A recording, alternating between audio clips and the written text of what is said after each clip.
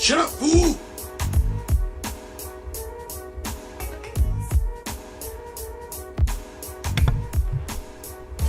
Okay, who's here first? Matthew Simpson is here first. My level's hot? My levels are hot. Why are my levels hot? Turn it down. There we go. That's better, right? Yeah, Matthew Simpson, you're here first. 10,000 pine points, and my wife is making a smoothie as we speak. And I want you to know, Matthew Simpson, that after my live stream, since you're here first, I'll spend the rest of my day thinking about you. Every second of every minute of every hour for the rest of the day, I will be thinking about Matthew Simpson. Just how great he is, how loyal he is. A man of integrity, Matthew Simpson is. Linguisty, same goes with you, but not as much, half as much. 5,000 pine points to you. And Bacon Sarny Geddon, yo, 1,000 pine points for you. I'll barely think about you, but I will, especially when I eat my bacon. And Dan E first. No, you are not first, Dan E. Go back and play Mario Kart 8. I know that's what you're doing before you came here. Just go back and be that, the big turtle character on the motorbike and flying over things and hitting turtle shells, those other things. And you know what I mean. That's what you're good at. You're not good at being here first, so just leave.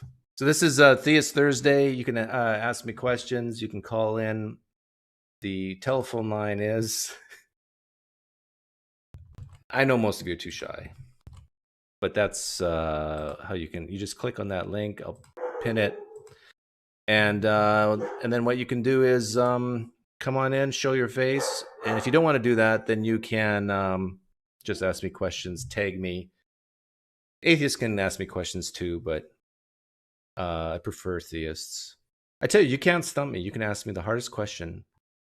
I bet you atheists can ask me harder questions than theists can. Oh, there's a dare. Your questions should be on religion or worldviews, however you want to put it. But I guess you can ask anything, and I'll just ignore it if I don't like it. Hey, is there an expert here on the Miracle of the Sun, Fatima? Is there a good video that debunks that? Because what we really need to do is just debunk that, and then I think all that Catholicism is dead after that, right? Because there's just, the evidence is so much better for the miracle of the sun than it is for the resurrection of Jesus. I think every Catholic has to abandon Christianity at that point. So if you know of a good video that debunks that, I'm a little bit familiar with it, but I haven't really researched it. How do I explain all the problems in the world? Exactly, you can't. How do I explain all the problems of the world? Well, sometimes, Nathan, what we view as a problem is actually an opportunity in disguise. See, you millennials, Nathan, are you a millennial? You younger folk, you look at problems and you just cry. But in my generation, we looked at problems as opportunities to grow and overcome. This is why heaven sucks, because in heaven, there won't be problems, there won't be suffering. I like to make people cry in poker. If I can't make people suffer and cry and playing poker in heaven, then I might as well be annihilated. Make sure to tag me. When's the last time you were at church? Asked Nick Jr. I was in church probably a decade ago. Actually, my wife would know better. It's at least a decade. Hey, Eugene. How are you doing? What's up? Dude, I'm on. You're on. You're the first guest. Yeah, that's so cool. Why are you so happy? I wanted to be the first one to get the pine points, but I was too late. I was like 5 minutes too late. I was long gone. That means you're not good enough. Yes, I know. I'm not good enough. But thanks for showing your face, and thanks for not having your YouTube tab open. Yeah, but I'm on my phone, so YouTube closes. That's it automatically closes? Oh, okay. Yeah. Well, here I thought you were bright and intelligent and conscientious, but really you just got lucky. Yeah, I'm just incompetent. So what do you want to ask me? All right. Now that was I had a comment. I was listening that conversation about um, that was with Shannon Q about no, I'm blanking. Um, You were talking to Shannon Q? no, Oh no, no, I you was were talking. talking with that Christian lady Oh, Rebecca. about speaking, yeah, about us speaking in tongues, yeah, Oh yes, and yes, yes. And the different uh, dialects and certain, I forget what she called it. yeah, yeah, and but her point was that um, whenever someone speaks in tongues, she feels like Dop profound and Dopamine rush. this kind of, yeah. But I was thinking about like if you would talk in tongue, speak in tongues in an monotonous way, you probably wouldn't get this dopamine rush. But since the people are talking in a profound way with this like melody with a voice, and it's like it's some kind of, if you listen to music and if it's like classic, some uh, yeah, the music can induce this dopamine rush is the same So you're way. saying it's not so much the actual speaking in tongues, it's the Yeah, ambiance, the yeah, atmosphere. Yeah. exactly. Yeah, it's what It's you put like into it. there is a music or art form, Dadaism, I think, that's exactly that. They don't use words, but they use, if you Well, just Eugene, listen to that. I hear what you're saying, but I think you're wrong. I think speaking in tongues Really? is like having coitus. You know, it's just you don't need the ambiance, you don't need the atmosphere, you don't need the you just do it and you feel good. Huh. But I'm don't you joking. think that that's, huh? I'm joking. Yeah, you got me. Where are you from, Eugene? I'm from Germany, but originally from Russia. Oh, by the way, I was really surprised that you knew borscht. That's like, holy Oh crap, yeah, man. I grew up eating borscht. Yeah, me too. Yeah, it grows That's what hair on your makes back. us related. Uh, yeah, on my shoulders in my case, but yeah, What color borscht do you eat? red one Yes, me too. I with like the red. yeah. Yeah. Oh, and what was in the 90s? I wanted to ask you because in the 90s in Russia there was some um, I don't really know what it was, but there were commercials for people to get to Canada. They would get their houses built or whatever. They get would get financial support. And my thought was, and some people from our village went there. And what I think now is that the Freeloaders.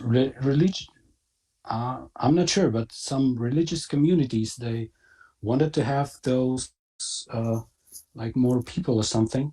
Do you know something about that? No, I don't. I am yeah. I know there's a lot of Germans who come in. Are you saying from Germany or from Russia? Oh, from Russia. Yeah. I'm not sure about that. But, you know, in a lot of ways Canada's like heaven, you know. You get a lot of free good stuff. Oh, yeah. Yeah. I was mad at my parents that we went to Germany, not to Canada. But Yeah. But by the way, that's how you offend a that's, lot of evangelicals in the United States. You compare heaven and Christianity to socialism and they hate it. But, you know, it's a free gift. Salvation's a free gift. You don't have to work for it. It's like a brown envelope you get in the mail from the government with money, you know. You compare yeah, Christianity like that, and I tell you, they just yeah. Doug's right, but I hate that. Anyhow, you have any Yeah. last words?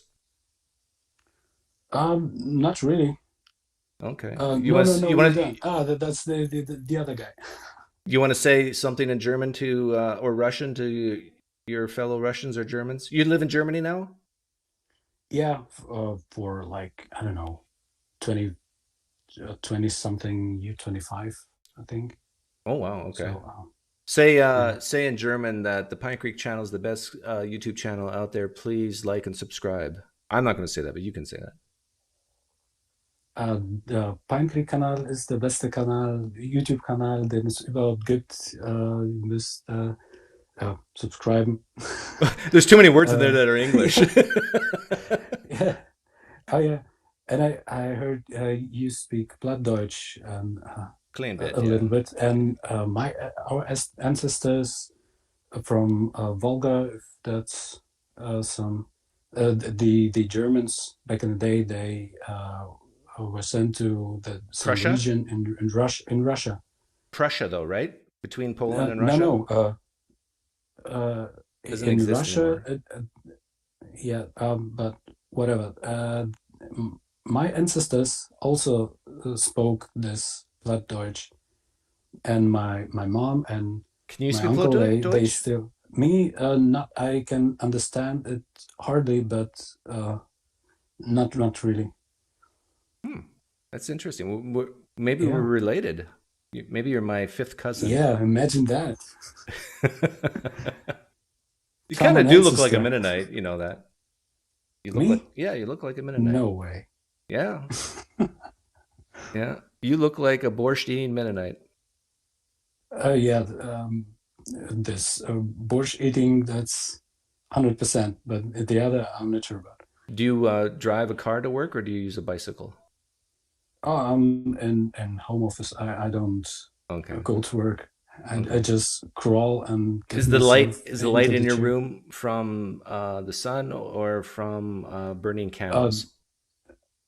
oh no, that's Oh, you have electricity. Wow. yeah, Yeah. You're very it's cool. good. Yes. And you got indoor And plumbing or do you have to go outside? oh, we had to. I remember the time where in the winter you had to go outside, so you think twice about going. Oh, I see. I'm joking, but there was a time where you had to go But outside to go yeah, number two. I'm actually from Siberia when there was minus 30 Celsius. I don't know Oh yeah, I'm how from much is it yeah, in real degrees. yeah. Well, no, Celsius is real degrees. Fahrenheit is just a made up thing. That's crazy. Oh, I mixed them up. Yeah, yeah. No, minus 30 But Celsius is like what is it? Minus 25 Fahrenheit or something like that. But minus 40 is minus 40. it's goddamn cold. Yeah, yeah. I've experienced minus 40, minus 50 Celsius. I rather have plus 40 Celsius, which is every Yeah. day or almost every day in summertime here. Yeah. We in summertime here, I take a drop of water and I put it over my arm and I let go of the drop of water. It never hits. Just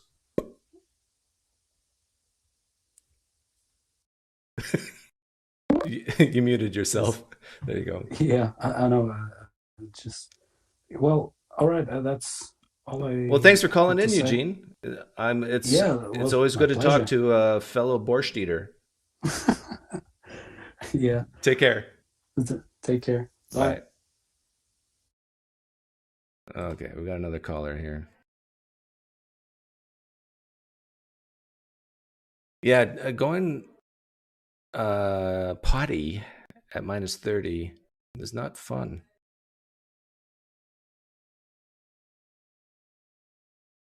You're on, guest. Again, I prefer theists asking me questions. Tag me if you have questions. Theists don't watch this channel because they know if they watch this channel, they won't be theists anymore. Right? Hey, guest, can you hear me? You're on. What's your name? Sam. Sam, have I talked to you before? No, you have not. And I am an ex-Hindu, so I apologize if I do not fit the category of atheist. I Well, no, was no. a big-time Well, Hindu. what? Can you move your mouth closer to the mic? Uh, am I audible? You're audible, but I'm just seeing if I can get you louder. I I apologize. I have never done this, and so Just ah put your mouth right against whatever you're using for a mic. right up to it. Okay.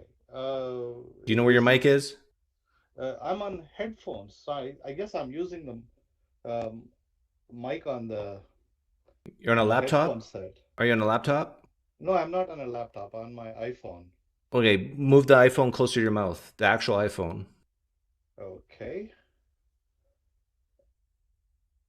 Okay, now talk. Who's the next big apologist I'll be speaking to? I'm not sure. Our Canadian tacos any good? Well, there's some Mexican Mennonites living in Canada, so they make good tacos. Okay, what's your question, guest? Or Sam?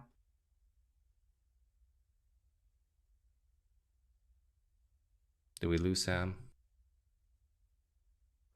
I spoke to a pastor who was very knowledgeable, Go ahead, keep going. and uh, I said to him, I can pray. For instance, I can say something like, God, if you exist, please let me know of your existence and convince me that you exist, and I'll gladly change my mind. I'm nothing compared to you. And but right now, at this point of time, I'm not convinced that you exist. And this pastor listened to me for a long time, and at the end, he said, "Well, all you need to do is just pray and say that you are a sinner." And I said, "I refuse to do that." Uh, oh, what do Why? you mean? I said, "I refuse to say that I'm a sinner. I'll gladly admit that I make mistakes, but I am here talking to you, asking that whether you can show me that a God exists. But if you say that I have to somehow accept that I'm a sinner, that means I'm already accepting that there exists a God against whom I'm transgressing. That I am hesitant to do, is what I said." Okay, and what did the pastor say?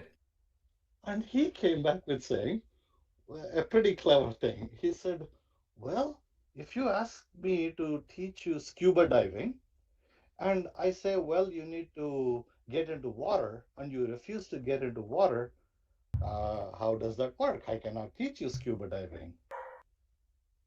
And I thought that was a pretty clever reply.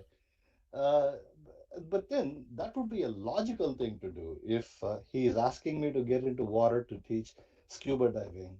However, if he said, well, get naked and stand on one leg and jump up and down 100 times, well, what's the relevance of that? Is what I was thinking. But I really didn't know how to answer that Well, I'll tell you pastor. how I would answer it. I'll say, okay, I don't believe any gods exist, but if you want me to say I'm a sinner, I'll say it. I can utter words. I would have entertained him. I would have gone for it. So I I can say it see. right now. God, I'm a sinner. And what else did he want you to say? This stuff like that. He Yeah. was about to say, but I cut him off right away. No, I refuse to say that I'm a No, sinner. no. Next time, give him whatever he wants. It doesn't make a dent. It doesn't make a difference because and Christians understand this. Just because you say a prayer, Lord, come into my heart. I'm a sinner. Save my soul. You can say all those words as an atheist, but that doesn't mean you're saved. And even Christians will admit this. Huh. Yeah. So you go back to that pastor and you give him whatever he wants, and it won't make a difference because you truly don't believe. It's a change of heart that you need. What Sam you said? Yeah, Yeah, and he. So start talking his language, and you're going to get better rapport with him. But you're going to say something like, "You see, I can say these words, but they're meaningless unless I truly believe it." And he'll say, "Yeah, you're right, Sam." And then you'll say, "Well, how do I truly believe this if I'm not convinced?" And then he's going to have a lot of work ahead of him with you. I see. But so maybe I'm under the impression that there could be something like a subconscious programming. For instance, there was another pastor with whom I was talking, and he said, "Well, will you pray with me for 10 days continuously? Continuously in the sense, every day, would you pray with me?" Okay, And if a person gives you that type of challenge, uh, say, "I might only if you reject Jesus for 10 days." exactly. So I Yeah. said, "Will you come to a Hindu temple for 10 days and pray there to the Hindu god. And to that he recoiled and said, no, no, I won't do that because I already believe in a God. You don't believe in a God. Yeah. Well, my guess is that person you're talking to doesn't even believe the Hindu god or gods exist. So it's almost like being an atheist. Like a lot of Christians view Hindus as atheists because they believe in make believe gods. So, Right. but Or, anyhow, or, or I gotta let you okay. go, Sam. Thank you. Yeah, take care. Yeah, maybe contact me or call back someday and tell me how it went with your pastor. I sure will. Okay, take care. Thank you. Bye bye. Bye.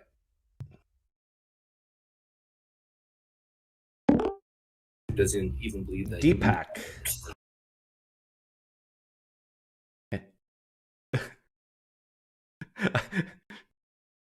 And you say, oh no, I can't say that. I was going to say who you work for, but I probably shouldn't, right? Oh, you can. I mean, Okay. religion, yeah. But, I had a thought experiment to run past you as Okay. and I need you to put on your Calvinist hat for this one. So this is like a. So I was thinking about predestination and free will, right? Um, and I had this example in mind. Okay. You look bored already, so let me try to speed it up. I'm not bored. Okay. Yeah. Myron's Okay. sick today, so I'm just doing all the tech stuff too. So Oh, yeah, that can be annoying. Yeah. yeah. Yeah. So okay. So imagine that you're like it's the 16th century or something, and you're a member of a tribe in Africa, right? That's never been contacted by Okay. That's like very by. easy for me to imagine. Yeah. Yeah, picture yourself like that. Yeah. Okay. So all my But white privilege gone. Got it. and but you've been predestined, right? You've been predestined to be part of the elect. Okay. And but how is this supposed to happen? So there's a priest who missionary who's making his way to your village, right? And so God's plan, I guess, is to have him convert you, right? To preach the word of the gospel, and the Holy Spirit will move in you, and you'll be converted, right? But the missionary has like free will, right, in all the actions that he takes. So he comes to like a crossing, right, where you can go left to like village A, or you can go right to village B. And of his own free will, he goes to village B, and you never hear the message of the gospel, right? How is this? How is this supposed to work out according to Calvinism? Some Calvinists, what do you call them? Hyper Calvinists might say that you don't even need to hear the gospel message to be saved. Okay, has there ever been a single person in history who has never heard the gospel message and has somehow been saved? Abraham, Moses, Elijah, Elisha, they would say. I mean, yeah, but well, okay. But wait, they heard the message. I mean, at least Moses would have heard it from God, right? Not the gospel message that Jesus came Yeah, to die on a cross for your sins. That's foreign to the Old Testament people. right, right. So were they saved? So is anyone from before Jesus' time saved in that sense? Yeah, they would say so based on their faith of the Messiah to come. But the Okay. details of it, like exactly what the gospel message was and what type of Messiah would be and that Jesus would resurrect. Hey, theists, Christians, is there any verse in the Old Testament that predicts the Messiah will resurrect from the dead after 3 days? No. I don't think so. Right. So I don't know how that's supposed to work either. Yeah. But I mean, this is the thing, right? You can't have both. Like, even if you say, okay, like you have free will, but predestination is still a thing. Like, every aspect of free will somehow is going, like, it's butterfly effect, right? Like, any decision that someone makes in the past, right, is going to affect Yeah. how. But all the Yeah. decisions are not free decisions, according to the hyper Calvinists at least. So there's no free will then, according to the hyper Calvinist. Yeah. So the missionary who turned to village B was predestined to do so. Yeah. Yeah. So that makes sense to me, right? But I Yeah. don't understand the in between position. So Yeah, I don't either.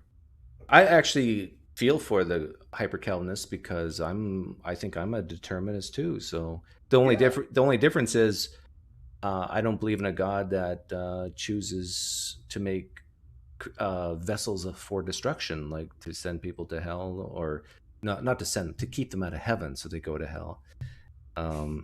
Yeah. So but and then you have a mind that can see the future and know ahead of time the results of his creation. Like I don't have that problem. Yeah, yeah. I don't have any of those problems. Like, I don't really think free will is a meaningful concept either, right? Like, I don't really think of time in that way, right? Like, well, in the sense that, I think like, if you have a universal perspective, time is just another dimension. So, I'm all like, whatever I'm going to do in the future already exists, just like whatever I've done in the past, right? So, I think with Calvinists, you don't use hypotheticals. I don't think I really use hypotheticals with Calvinists. What I do is I just make them feel horrible about what they believe. Oh, and yeah. then I question their own salvation. Those are the two main things. Yeah, the second one I think that would be super effective. The first one, right? I agree it's effective, right? But that's it. Like, whenever I see you do that, like, there's a point where you have to stop and be like, okay, this all logically makes sense, but really, I mean, right? Like, is this really what you want to believe?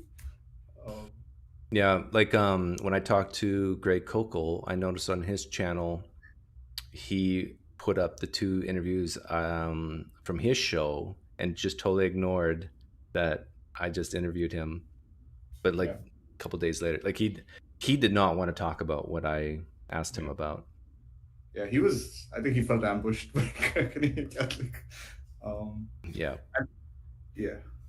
Okay. Well, I don't know. I just thought I'd drop in for a few minutes, say hi, and Well, yeah, Deepak, nice try with your hypotheticals, but leave it to the professionals, okay? going to the special. Yeah, I'm practicing, I'm getting there. And we missed you at poker the other night, yesterday. Just like I said, You time. gotta come. You gotta come. By the time we put the kid to sleep and I come down, it's like I have like half an hour, and I know you guys are just winding up. And Foster care for the kids is an option. Divorce. I'm kidding. No, I'm a family man. Family comes first. yeah, we talked about that. Yeah. Okay. All right. Take Hope care. you got some theists to take care of. See ya. Nice try. He's a nice guy. He means well.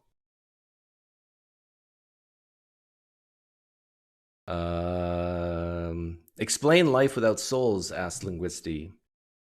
We're moist robots, Linguisti. That explains everything. Consciousness is an evolutionary mistake. We became too self-aware. Thanks for the donation, Jay Bundy.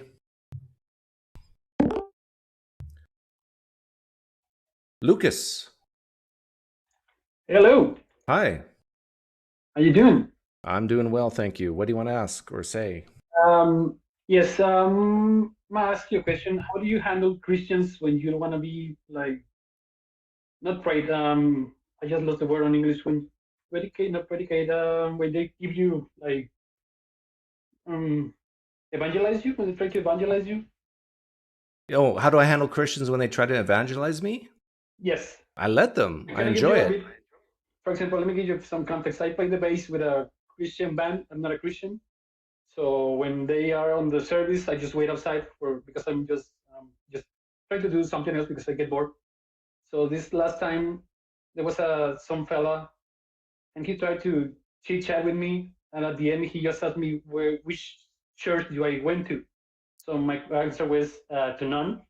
So he just started preaching. Preaching was the answer. The word I was looking for. He just started preaching to me, like asking me questions like, who did create you? Who did this? I'm like, how do I stop these guys to stop doing this? Why do you want them to stop? Like I wish I was you and had that happen to me. I mean, that'd be so much fun. Yeah, I understand. The only thing, as you can notice in my voice, I get a bit nervous when I speak with people. So I just trying to build that confidence. So I didn't want to just Okay, I got this. I got the answer for you. If you want them to stop preaching to you, this is what you do. You tell them that you're under the power of Satan and you're a Satanist, and by them just talking to you, would open up a gateway for demonic possession or oppression or influence to impact their life, and that you care about them and that you want them to just walk away as fast as they can so you don't hurt them. All right. And you know what? It works. All right. They get scared. Yeah, because I was trying to get them to have a conversation with me, like to get something in common to start talking, but he just wanted to go and pray. I meant to not the word again. Preaching. He just started preaching to me, but like yeah, and just kind of yeah, that's the facetious way, the sarcastic way to deal with them. What I just said, but another way to say is just look them straight in the eye and say, I reject your core beliefs. I don't believe it is true, and I reject it. I've heard what you're about to say, so you don't have to tell me again, and I reject it. And if you're right, I'll take my punishment like a man. And that will impress them, especially if you say that last part. Say, I am willing to take my punishment, if you're right, whatever that means, like a man, and they'll leave you alone. They'll say, whoa, okay. You know what you're rejecting. I was trying to do that, but he didn't like let me answer. So I also need to practice my cutoff preacher guys. So yes, well, thank you for your answer. That was the there's the funny answer, say you're under the power of Satan and you want to protect them. That's the funny answer. The truthful answer probably is just say you reject it, and there's nothing they can say that would change your mind other than, this is the third option. Always have a bottle of water with you and a Kleenex or a napkin, and you soak it and say, pray in the name of Jesus to light this on fire. And if it works, we will continue talking. And if it doesn't, then you must just turn around and walk away. He said something like that. He said, like, I was going to have a revelation by God. He told me, you want to have a revelation by God and you will come to Jesus. I was like, okay, just let them give him my revelation. I've been waiting for the revelation. So, all right. No, tell him revelation's cheap. Tell him you want him a real miracle. Or tell him, hey, and here's another option. If there's probably by the church a cemetery nearby, say, hey, why don't we, while we're talking, why don't we walk to the cemetery? And then ask him to pray for random gravestones for someone to bubble up through the dirt and rise from the dead. And tell him if that happens, you'll become a Christian. Okay. Yeah. That's great. Yeah, and he won't like that, but it's good. All right. Well, thanks. That will be it. Short and simple. Okay. See ya. Bye. Or he could use street epistemology, says Joker's Wild. Yeah, but no, he doesn't want to talk, Joker's Wild. He doesn't want to engage. Like, I would love to engage with a pastor if they had enough courage to even come on right now, which they don't. But yeah, he just wants basically to stop the preaching. Tell me you're allergic to BS and keep it moving.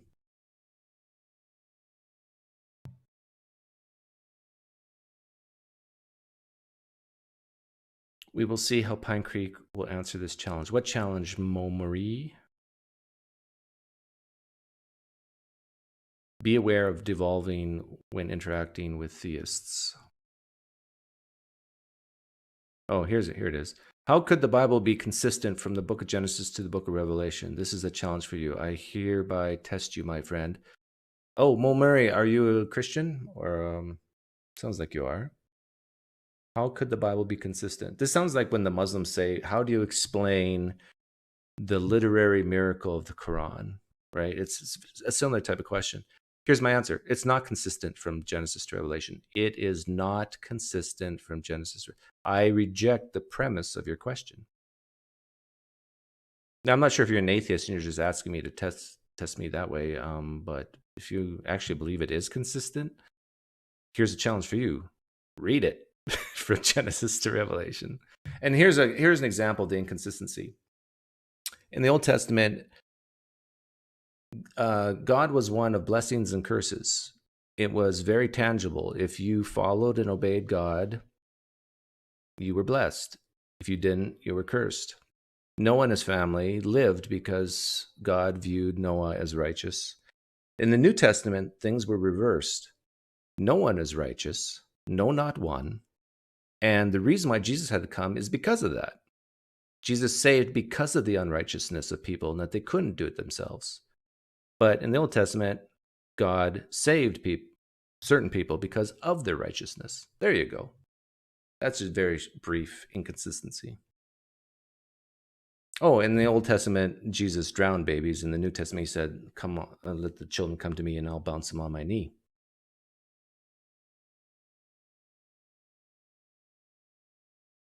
So I understand that Christians think that their holy text is that the Bible's consistent, but trust me, only Christians think that, and not even all Christians think that. There's even Christians who see the inconsistencies.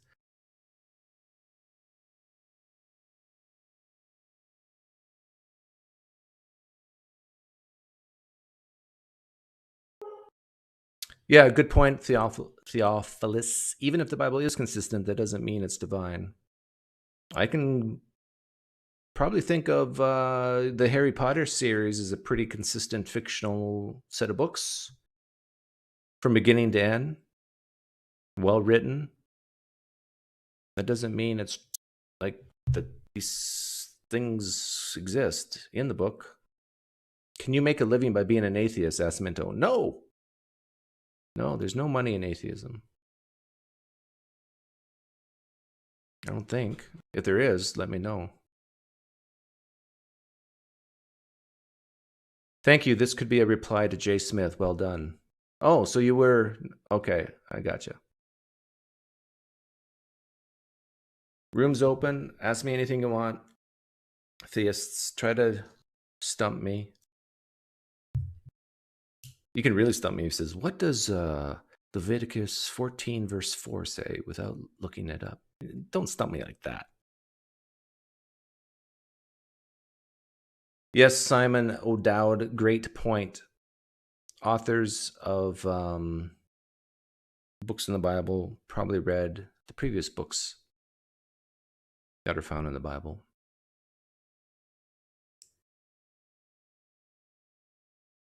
Did someone post a link on a good video on Fatima, Miracle of the Sun, to debunk it?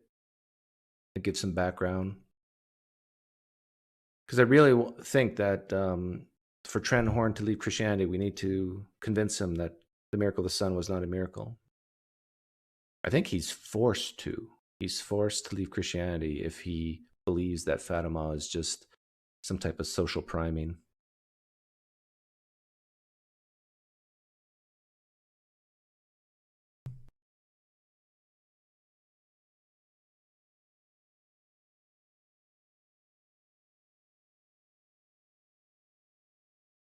Exodus 7, what creature does Aaron's staff turn into? Wasn't that the snake? Man, bear, pig?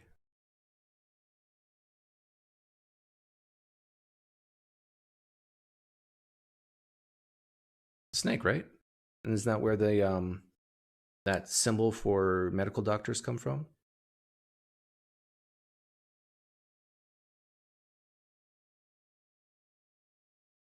John Edwards asks, can you disprove God?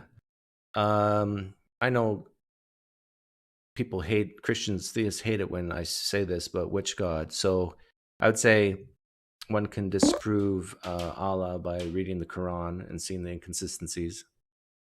In the same way with Mormonism, the God of Mormonism. When you say disprove, it almost entails some type of contradiction.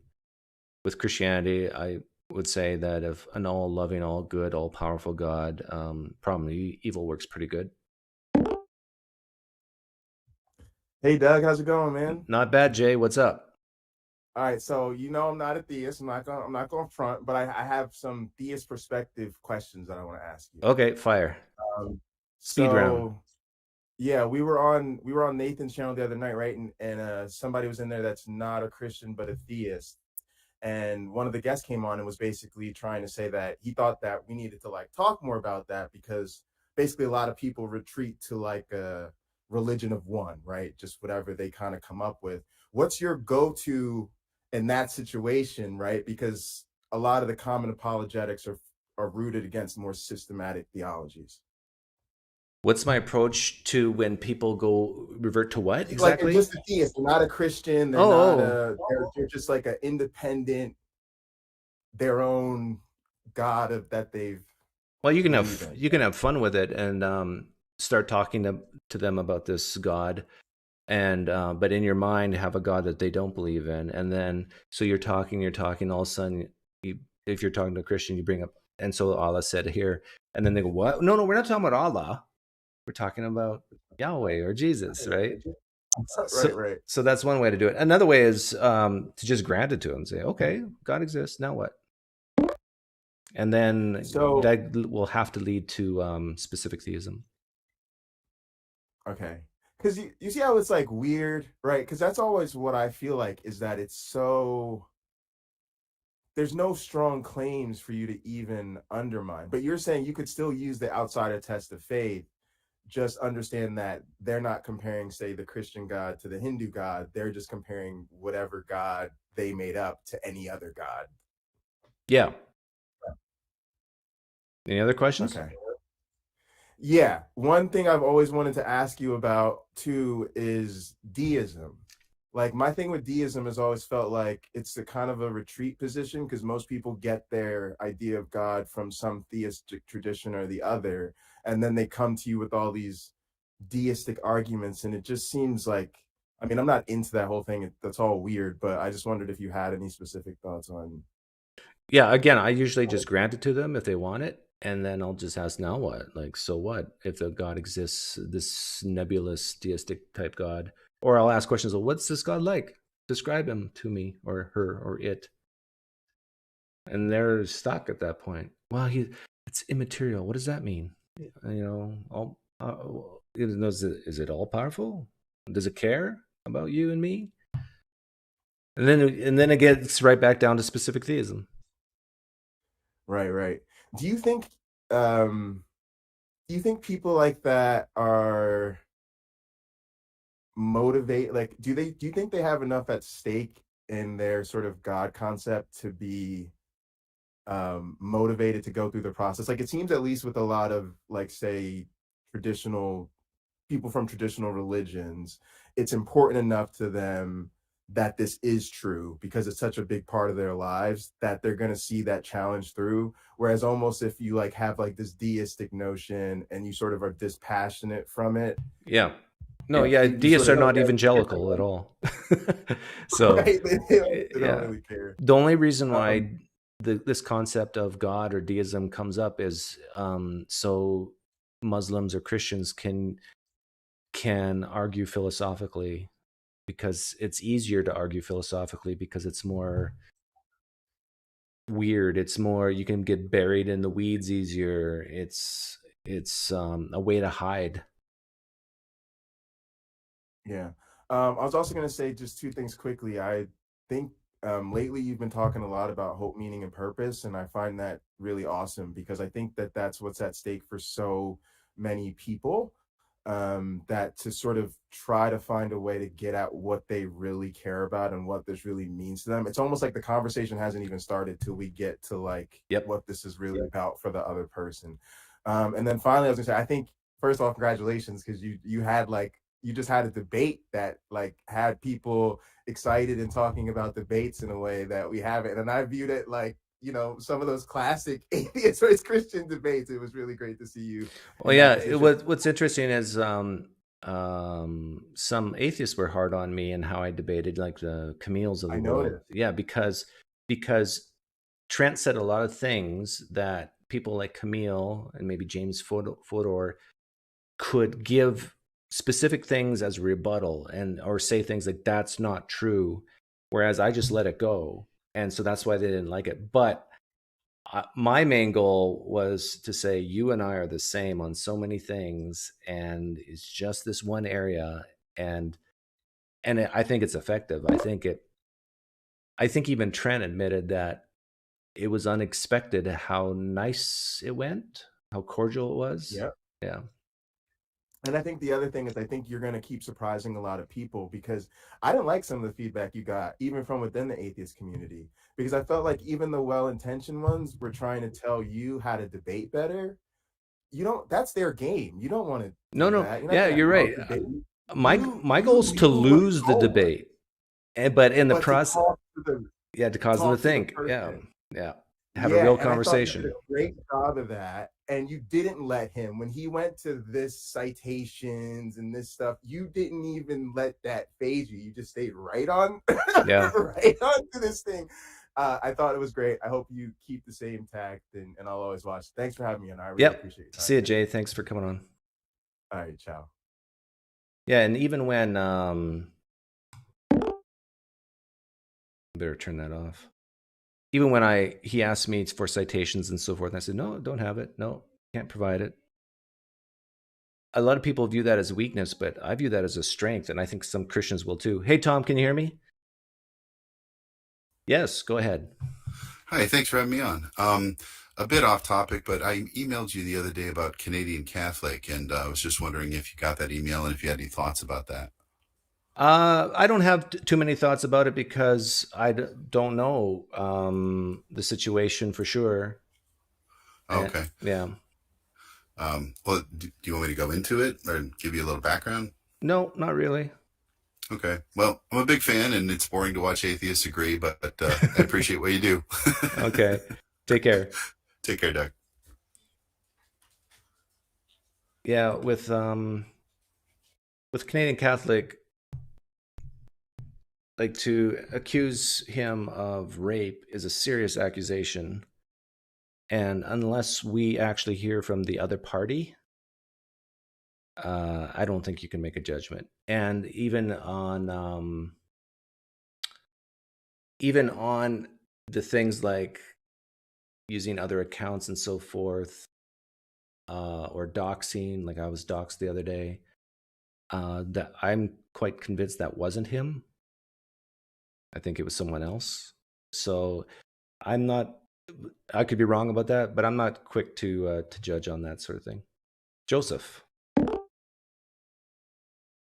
Thanks for the donation, my one black friend. Hello, everyone. PineCreek, ICJ Bundy's $5 donation and raised him $4.99. Hey, that's the spirit. What's up, Joseph? Can I show your face? Yo. Can I show your face? That's all right? Yeah, sure. Okay. What's up? What's up, man? This is pretty funny because I've never done anything like this. I just wanted to, first off, so this is just like something where I can just like tell you an opinion on something, or Yeah. First off, I just wanted to let you know, you might not care about this, but you're like probably one of my favorite atheists to watch on YouTube. Just Really? yeah, you're a lot more like genuine than, or you're not as like. Who am I better than? What? Who am I better than? No, don't mention names. I don't mean better in terms of, you might not have like the strongest arguments, I guess, but like you're not afraid to like put yourself in the shoes of a believer and like give an honest like approach, like coming from the stance of a believer. So I just appreciate that. But anyways, you might I don't know if you remember, you did I watched an episode from you like a while back, and you did one on the Trinity. Okay. And you were comparing it to the movie Split. Oh, yes. That the Trinity is like not schizophrenia, but multiple personality disorder. Yeah, so I guess I called in to like challenge that view of the Trinity, because wouldn't that be more of like a modalistic view of the Trinity? No, I think not, because just like the Trinity is basically one being with three persons, right? Yeah, I'm with you. Yeah. So multiple personality disorder is one being, one brain with different personalities.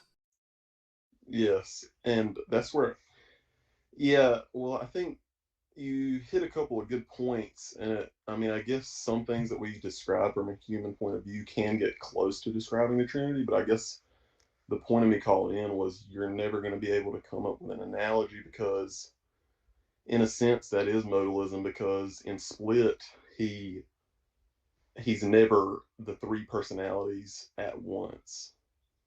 Yeah, Someone with multiple personality disorder shuts off one personality so that is modalism in a sense because you're but you're not. just talking about the utterances, right? Because like at one time he's talking like such and such a character, another time he's talking like another character or looks like another character.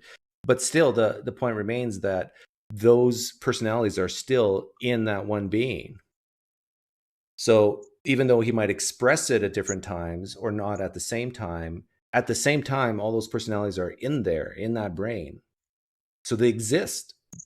They exist Yeah, at one time altogether. but don't you see a big like discrepancy between the two views because from a Trinitarian point of view, all three persons of the Godhead are always in complete agreement and they're always completely active at once.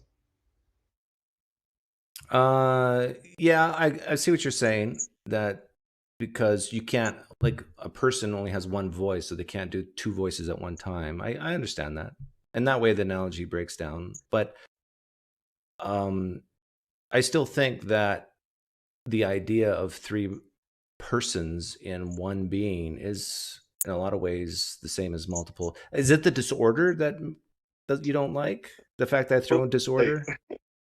well, it's like you make a good point that meets the requirements of like the defined Trinity. Like it meets, there's multiple personalities, this one being, and then you're like, you make the point, and it's like, oh yeah, that does make a little bit of sense. And then I see in the comments like, oh my gosh, I can't believe the Trinity's like this and blah blah blah blah blah blah. But like, I just want to make it clear that it also falls short in a lot of areas,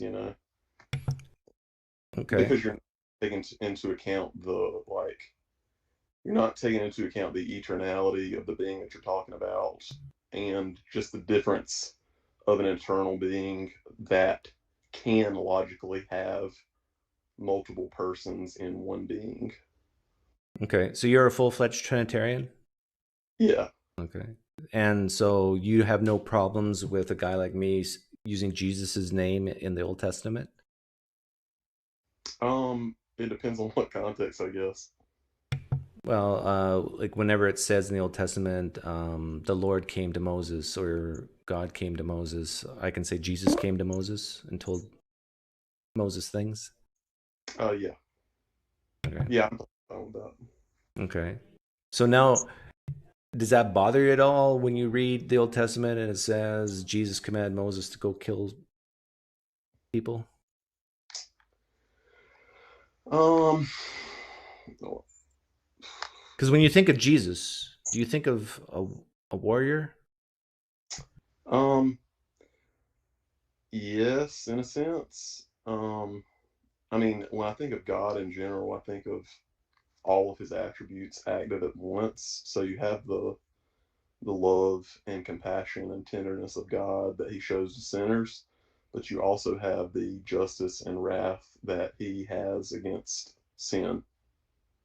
So you can't like separate God's attributes because they're all active at once. And you see that, for instance, when Jesus is righteously angry at the people that are, selling stuff in the temple and stuff like that. But you have no problem with Jesus actually killing people. Not I just mean, throwing over tables, but actually killing people. Like in the New Testament, if it said Jesus went into the temple, he overturned the tables, he drew his sword, and he pierced the heart of infant that was being baptized at the time for morally sufficient reasons. if Jesus pierced the heart of an infant, Yeah, with a sword, would you be out of Christianity? No, I'm out. No, that's not the God I know. I don't think that I mean, I don't think I've ever heard a question asked quite like that, but Jesus, when he came into reality, he was acting as representative of mankind. So obviously he's not going to break one of God's commandments. And No, he is God. He can't break his own commandments. yes, but he's also man when he enters into human flesh. Right, but he's fully man and fully God, right? Yes. So he can't sin. Yes, so he's not going to break one of God's commandments. But he's not breaking God's commands by killing an infant in the temple. How so? Because the standard of what's good or bad is based on him. So whatever he does is good by default. Yes, but the Ten Commandments flow from the very nature of God. He revealed those commandments. Which commandment are you talking about? Thou shalt not murder. Okay, did God murder the Canaanites? Well, now you're going to God from his heavenly throne as creator, and I'm talking about Jesus as a man. Do you see what I'm saying? Okay, so the things that Jesus did. Jesus, when he destroyed Sodom and Gomorrah, Jesus hadn't come to earth at that time. He was still part of the Godhead, and he still destroyed that city. I know, but Jesus said a lot of things in the New Testament, like about morality and how to behave. Was that Jesus the man or Jesus the God? That was both. Okay, so now let's take that to Jesus pulling a sword out at the temple and killing an infant that's being baptized at the time. Is that Jesus the man or Jesus the God? Are you going to say both now, or are you going to say just the man? It's both are active at the same time. He's taken on that human flesh. Right. So it is both, right? Yes, but he would be violating his human nature if he went against the law and killed that person. But he's not murdering the person. He's exercising his judgment as God on the throne. Yeah, but I think you're taking it as okay, Jesus the man can contradict something that Jesus the God would do, so therefore it just cancels out and everything. No, I'm saying the opposite. I'm saying that they're not contradicting. I'm saying that it's not breaking a commandment if Jesus was to pull a sword out and kill an infant in the temple. Yeah, but don't you think that contradicts the whole? In that aspect, Jesus could do anything immoral on earth, and no, it's not immoral. He's just exercising his justice. Like you said that Jesus was. I asked if you had a problem with Jesus being mentioned as God in the Old Testament. You said no, because one of Jesus's attributes is justice and that warrior type, right? Yeah, but I think you're so God killing the Canaanites in the Old Testament is not the same thing as Jesus as a man on earth killing someone. How is it different?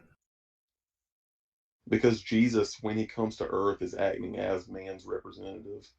And one of the whole purposes wasn't Moses God's representative too? Yeah, Moses was under the law, and that was the reason that Jesus. So if it's okay for Moses to do it as God's representative, why couldn't Jesus, as God's representative, kill people? No. As man's representative. Jesus was man's representative on earth. So. But Jesus said, when you look at me, you see the Father. He's also God's representative. Yes, but when he submitted himself, when he humbled himself and became a human being, he submitted himself to the law that God had set as the standard. That he said as the standard. Jesus said as the standard. Yes, those terms are all interchangeable. Okay. So when it says in the when a Christian says God, when you're talking about in Trinitarian terms, most of the time when a Christian says God, you're referring to the Father. But I'm sensing a tension here or a pushback, because you don't want to view Jesus as someone who would pull out his sword and kill an infant. But yet, Jesus as the being God did the exact same thing in the Old Testament. No, I think you're just saying that, you're just making the point that Jesus could have raped a child on earth and it would have been okay because he's God. Well, let's rape is like a little more emotionally charged, but let's just take an example in the Old Testament of God killing babies in the Old Testament, like through the flood, right? Unless you believe there's absolutely no babies on planet Earth. Yeah, Okay. yeah. So we have the being God killing in the Old Testament babies. And I'm asking you, would it be wrong for God to kill babies in the New Testament? Well, you. The answer is no, right? It has to be, because God's Wait, God. can you answer that question again? I mean, can you ask that question one more time? If it's not wrong for God to kill babies in the Old Testament, would it be wrong for God to kill babies in the New Testament?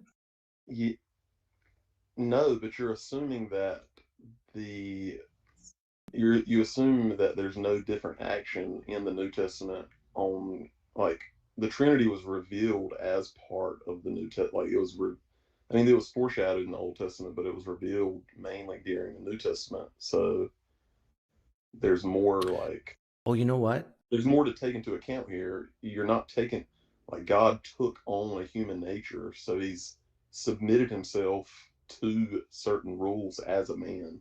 Did Jesus heal on the Sabbath? Did Jesus heal on the Sabbath? Yes. Did that break a commandment?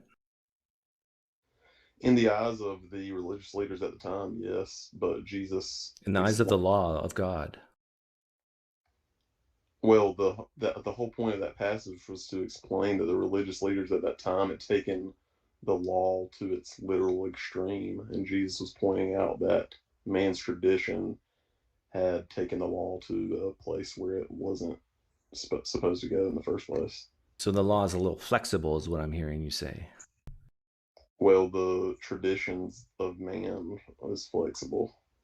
Which Jesus represents, because he's the man. Representative of men, you said. He's a perfect man, Yeah. which is different than. I mean, that was a lot. Would you still be a Christian if it had said in the Gospels that Jesus killed a baby? And let's say in the Gospel of Mark it says, and after Jesus was baptized by John the Baptist, he went to a nearby town. He saw an infant that was crying, and the infant wouldn't shut up. So Jesus drew his sword and smite the baby dead. And then it goes on to other things. If you were to read that, do you think you'd be a Christian today?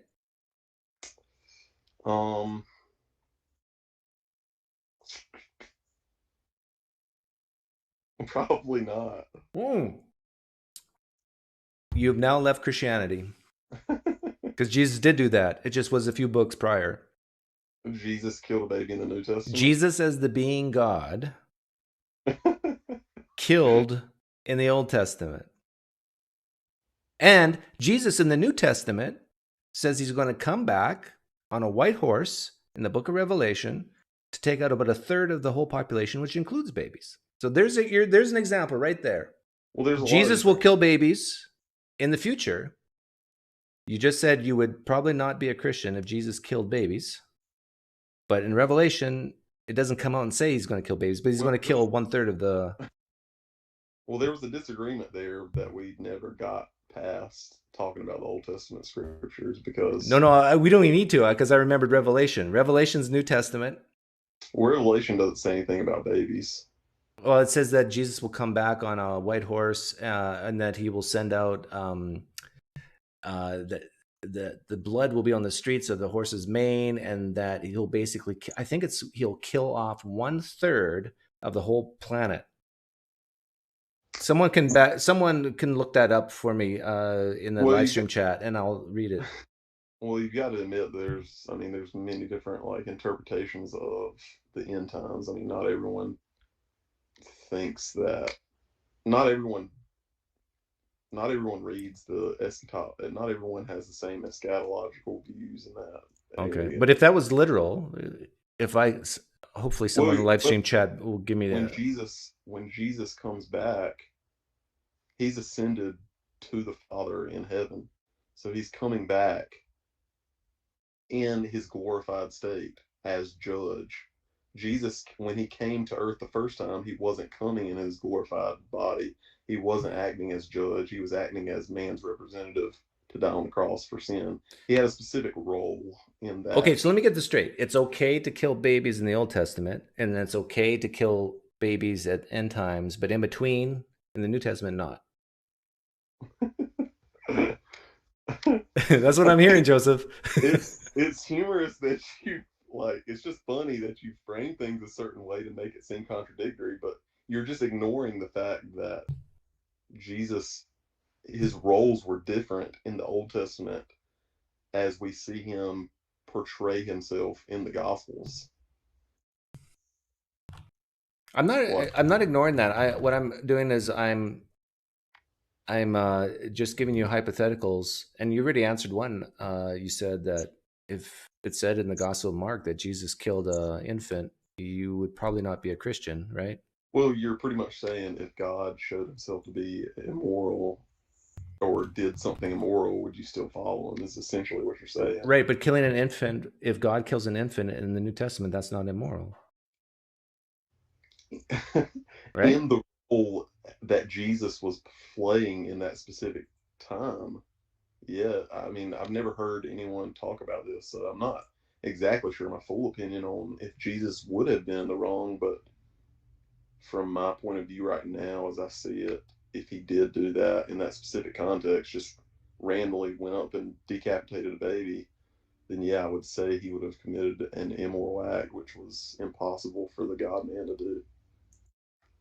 So it's impossible for the God-man to do an immoral act, but it's possible for the God to do an immoral act? No. That doesn't... Like, if Jesus is God, he can't do an immoral act, right? And we're all both agreed. So if Jesus, whether he does it in the Old Testament or in the book of Revelation or in the Gospels, it's not immoral. God is God. He can do what he wants, right? Because he knows best. Where were you, Joseph, when the universe was created? Does the clay look up to the potter and say, stop? No. So I think that if Jesus killed babies, that's fine. It's like when you read in Philippians that Jesus humbled himself and became like a servant when he entered into humanity. That's the entire point of the incarnation, is that Jesus gave up his divine many of his divine prerogatives, his divine not attributes like powers, I guess. I don't really know exactly. He calmed the waters. There was a storm. He calmed it. He said the wind be still. Yeah, but that was completely reliant on the power of the Holy Spirit and through God the Father at that time. Jesus can't calm the storm without using the Holy Spirit and God the Father? I thought Jesus had power. Well, can't you see the point of Jesus entering into humanity is to, in one aspect, to die on the cross for sins, but it's not just that, because he also had to live a complete and obedient life in perfect obedience to the Father and in complete reliance. But if Jesus is the being God, does he have to ask God's permission to heal someone? Heal like the woman who bled for 12 years, calming the storm? Did he have to say, God, would like to calm the storm here. Do I have your permission? Does he need God the Father's permission? God the Father, God the Spirit, and God the Son are always in complete harmony in whatever they do. So it would be weird for him to ask permission to something that God the Father already... Because he's God. Yes. Yeah. So if whatever he does... Like you see in other parts of the gospel where Jesus, for some reason, there was knowledge withheld about certain events, and in other times he had knowledge of certain events that he shouldn't have had knowledge of. So that's proof that in those instances, Jesus willingly made himself like that of a human and gave up certain divine powers, if however you want to term that. So when he entered into human flesh, he's giving up his role as deity, like on the throne, I guess, to be a human. because I mean, he's not going to be able to fulfill his purpose if Well, let me he's, put it this way. Can the divine Jesus kill a baby in the Old Testament and be totally fine? Like not yeah. doing it. Yeah, okay. Was Jesus divine when he walked on planet Earth 2,000 years ago? When you say divine, you mean The godly Jesus. in his glorified state? Well, he was God and man at the same time, right? And I'm hearing you say you want to separate those two out. Well, you said in the Old Testament, so that's before he came there. No, I'm saying that in the New Testament. In the New Testament, we have God is 100% man. Jesus is 100% man, 100% God. Yes? Yes. Okay. So can the divine Jesus, being 100% man, 100% God, 2,000 years ago, walking in Galilee, can he pick up a sword and kill an infant and everything be okay to you? The divine Jesus who walked and talked. Because he's both divine and man, right? Yes, but I mean, isn't this what we've already been talking about? Well, yeah, I don't think we're going to see eye to eye on this. Can I do the poof or drown on you? I don't know what that is. Okay, so I'm up in heaven with Yahweh, and you come along in heaven, and so it's Joseph, me, and God, and it's the days of Noah, don't you know? And Yahweh, God, he looks down on earth and says, oh, these people, they're making me, they're making me sick. God's Jewish, by the way. And he looks at us and he says, hey guys, I got to do something here. I got to execute my justice. So I'm going to kill everybody through a flood or through poofing. I haven't decided yet. Both are moral because these are the options I'm giving. But I want you, Joseph. He looks at you. God looks at you. He looks into your eyes and you look away because he's so bright. But then he grabs you by the chin. He says, no, look at me. And he says, Joseph, you get to decide. Do I poof these people out of existence or do I drown them? Keeping in mind, we got men, women, children, babies, infants, toddlers, pregnant women. We got animals. But it's up to you, Joseph. Both are moral decisions because God's offering it to you. What do you choose? Do you say to God, God, I think you should poof them? Or do you say, God, I think you should drown them?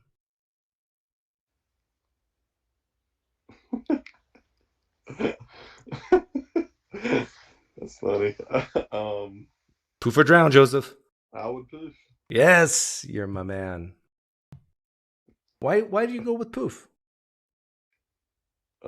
Because as a human, probably, I don't know. I mean, it's always. You don't know? It's almost a rhetorical question, right? It's obvious why you would go with poof, but I want you to articulate it. Yeah, because I wouldn't want to see them suffer. Yeah. Yeah. But at the same time, I'm not God and I can't see things the way he sees them. So God being a Trinity. Yes. I'm just going to flip it now to Jesus. Jesus, what he actually did was drown them. He actually had the lungs of toddlers and infants filled up with water. And, babies can actually swim for a while on their own. It's instinctive. And so, but they gulp some water into the lungs and then they cough it out and then they keep swimming. And it's like basically a torture for maybe even minutes. So Jesus did that. He tortured babies for minutes. Jesus did. Right? If you want to put it that way. Okay. Now, I want you to remember that. Do you go to church? Yeah. Okay. What type of church do you go to? It's like a Free Will Baptist. Okay. I'm actually Calvinist, but okay. Which is pretty funny because you talk about. Oh yeah, that's about. We can talk about that next if you want. But I was going to say the next time you go to church and you're about to, if it's a Calvinist church, that means you sing hymns. Next time you worship God, I want you to remember this conversation we just had about the poof or drown. And I want you to worship God knowing that he filled the lungs up with babies, with water. And then come back to me and say if that impacted your worship at all. I'm very curious to know if that would impact your worship. Do you not think that Christians have never thought about the aspect that God executed judgment in a way that seems harsh from a human perspective? Well, I'm sure they do, and I'm sure it bothers them.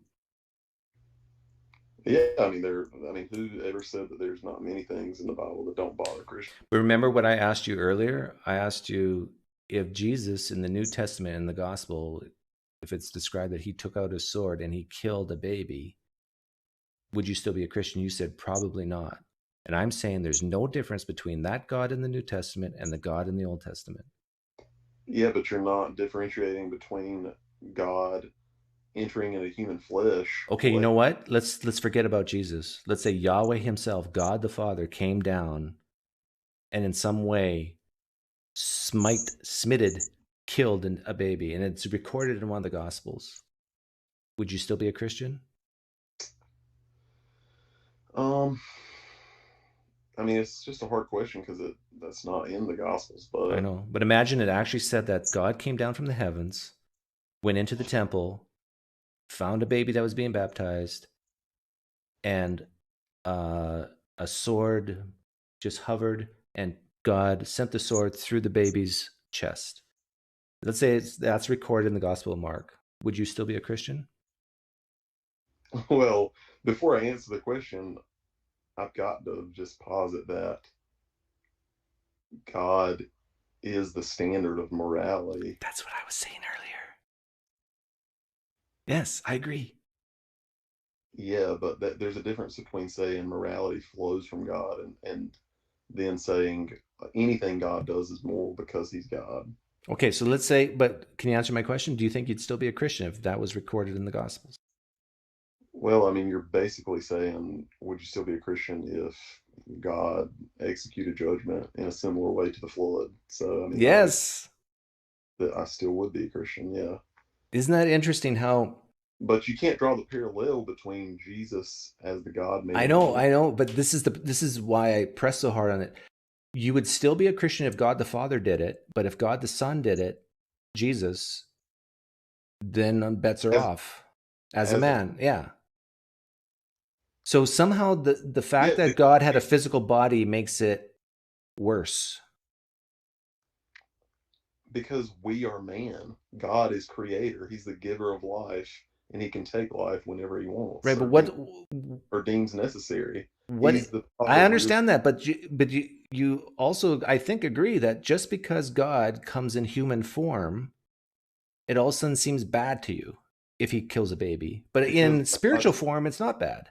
Because God's said in the scriptures that he willingly submitted himself to the law of man. If that part was just omitted from the Bible and it was just God in human flesh and there was no submitting to the law, or he just wanted to come down here and play around with us in human flesh, then yeah, sure, it would be fine for him to do that, but that's not how the But he Bible didn't come to submit to the law. He came to fulfill it. And make it, I would say, change it. Like he talked to Samaritans. He touched lepers. In the Old Testament, the lepers were cast out of the city gates, but Jesus brought them in.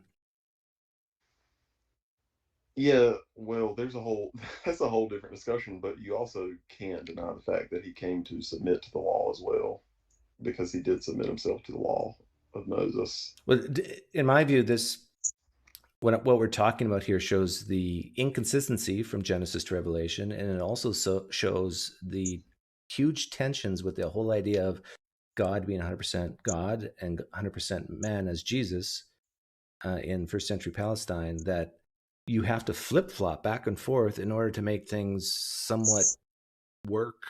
Like when... Well, specific with your terms, and I think I think the thing that appeals to a lot of people when you get on the subject of the Trinity is that you're you're a little flippant with the way you use the three terms, in my estimation. Like you just kind of like you don't distinguish between the roles of the three persons of the Trinity. You just kind of like, oh, they're all the same thing, so it doesn't matter what each one does or anything like that. Sure, but let's recap and move on to something else. I got another question for you, but if God would come down in the New Testament, God the Father, and kills a baby, you would still be a Christian. But if God the Son, Jesus, did it, you probably wouldn't. Is that right? In his exact same state as is portrayed in the New Testament. Yeah, as the man who walked and talked in first century Palestine area. Well, that would mean that God is a sinner, and I wouldn't worship God if he was not perfect. So okay, so if God has amino acids and carbohydrates and fats and and proteins, then the same action is bad and it becomes immoral. But if he doesn't have those amino acids and proteins and carbohydrates, then it's good. Because humans are just that. We're just carbohydrates and. Well, humans are just that if you have a naturalistic worldview, I guess. But anyhow, I was going to ask you why you're a Christian. Why I'm a Christian? Yeah. As a Calvinist, how would you answer that? Well, it's funny because I grew up in a like free will setting. So let me think about this. Why are you a Christian? Ultimately, because I have faith in Jesus Christ. That's why I'm a Christian. Because, well, I mean, if you want me to answer it strictly as a Calvinist, because I think God's done a work in my life to show me the truth of the gospel. But it's kind of weird from my point of view because I didn't start at the position of Calvinism. I came to that position after I already believed that I was genuinely converted.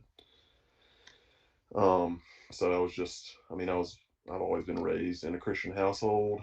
But when I got into college, I started watching a lot of, theistic, atheistic debates and that kind of stuff, and really started to try and challenge my beliefs. And over that course of time, I like changed my whole like soteriological views on things. That's when you became a Calvinist? Yeah, in college. Okay. So looking back, you became a Calvinist in college, but looking back in your earlier years, like how old would you be when you said to people, I'm a Christian? When did you first? Like the earliest? Yeah. When I was, 10. Okay. Why do you think I reject the core propositions of Christianity? Let's say it's true that I'm not saved. Why do you think that is? Why do I think you're not saved? If it's true that I'm not saved by the time I die, why do you think that is? Because you haven't repented and believed on Jesus. Okay. Do you think I can do those things? Not of yourself, no. Okay. So if I die, you saw my interview with Greg Kokel? Yeah, I know where you're going with this. So if I die... Oh, no, I didn't see your interview with Greg Kokel. Oh, you didn't? Okay, so here's my question. If I die as a non-Christian, it's because God didn't do something in me first, right? Yeah. If you die and you're not a Christian, it's because God didn't do something in you. Yeah. Is that true? Ultimately, I guess. Okay. But you're not judged based on the fact that you're not judged based on God's decree, because we don't know God's decree, and you don't know if you're elected. Right. We don't know God's mind, but if it's true that God has not elected me, not regenerated me, then I will die and face negative judgment, correct? Correct. Yeah. Have you read the London Baptist 1689 Confession? Probably at some point. I would probably say that lines up with my view of God's decree and man's will and that kind of stuff. That probably puts it the best way on how God is sovereignly in control of all things, but also man is Do you held. believe in eternal conscious torment version of hell, or what form of hell do you believe in? That's an opinion that I don't see. Like I respect a lot of different kinds of teachers, and from what I can tell, there's differing opinions even within like the Orthodox community. Well, what do you currently believe? What I currently believe, I think I lean towards. I don't really know. That's the thing. I don't think it's like a. I think you do. I mean, as a Christian, you do have to believe in an eternal punishment. Like the specifics Well, you're a on what. Christian, right? So you would have to believe in eternal punishment. Yes, I think as a Christian, Okay. you do have to believe in an Do eternal you punishment. do you think I deserve eternal punishment for something that God didn't do in me? I think you believe you deserve eternal punishment for your sin against a righteous God. Okay, so the answer is yes. I do deserve eternal punishment. They're not the same questions, or they're not the same answers. But how do I avoid eternal punishment? I can't unless God does something in me first, right? You Yeah, but you're not judged based off the fact of what God isn't beholden to give grace to anyone, Right? correct? Yeah, yeah. If you're I gonna argue understand. from a standpoint, you have to But if I accept. go to hell, it's because that's the default location, hell, right? Everybody goes to hell unless God saves them, right? Correct. Okay. So the way you avoid hell is for God to save you. So if I'm not saved, that means God didn't save me. Yes. Yeah, it's simple. Yeah. Yeah. So I basically, But you're trying to put the fault all yes, God when but it is God's fault, right? Because it's all Him, not me. I can't save myself. well, this is when you need to just read the way that our confessions are worded, because I'm not saying there's not mysteries of like the deeper, like theological aspects of the Christian faith. I mean, But let's these just are keep it real here. Like, why would it be my fault if I end up in hell? Because I was born in the sinful nature, according to Calvinism. I'm just doing what my nature leads me to do. I can't even cry out to God and fall on my knees, according to Calvinism, because that would be a non-rebellious thing to do. The only way I can get salvation is if God regenerates me first. And then God can make me alive to see the truth and follow Him. You're smiling because you know I'm telling you the truth. yeah, but you're acting like you're putting yourself in the Calvinist shoes, except up until the point of, and then you throw it all the blame on God, which no Calvinist believes that. Well, of course they wouldn't say it that way, but ultimately, it is His fault. Because I didn't choose to be born. I didn't choose to have the nature I have. And I can't choose to even follow Him and repent. And it's all on God, right? Well, when you say it's God's fault, no Christian believes that God is at fault for anything. We believe God makes choices and makes determinations. What other word can we use? There's a negative connotation Oh, to the word responsible. God's responsible. How about that? Is that better? God. Is Yeah, God. I would agree that God is ultimately responsible for the where every man ends up. Yes, Okay. So if I but end up there, in hell for eternity, but God's there's but responsible. you have to acknowledge that in the confessions of the Christian faith, there's a way that we acknowledge that everything that happens in time, man, God is completely sovereignly in control of all of mankind, but at the same time, man is also fully responsible for the actions that he does. We don't know how that works out in time, but If I told you to fly, like unaided, just run and start flying like a bird. And if you can't, are you responsible for not flying?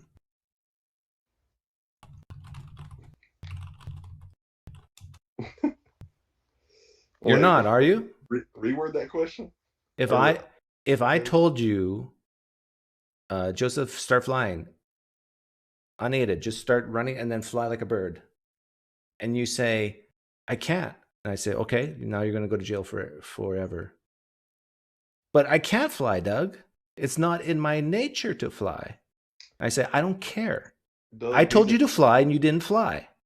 These analogies are fun thought experiments, but in all of your analogies, you start with the assumption that God is the immoral actor in the scenario. No. All I'm pointing out that just like you, it's not in your nature to fly. It's not in my nature to humble myself before God and repent. Correct? It's not in my nature. My nature is sinful.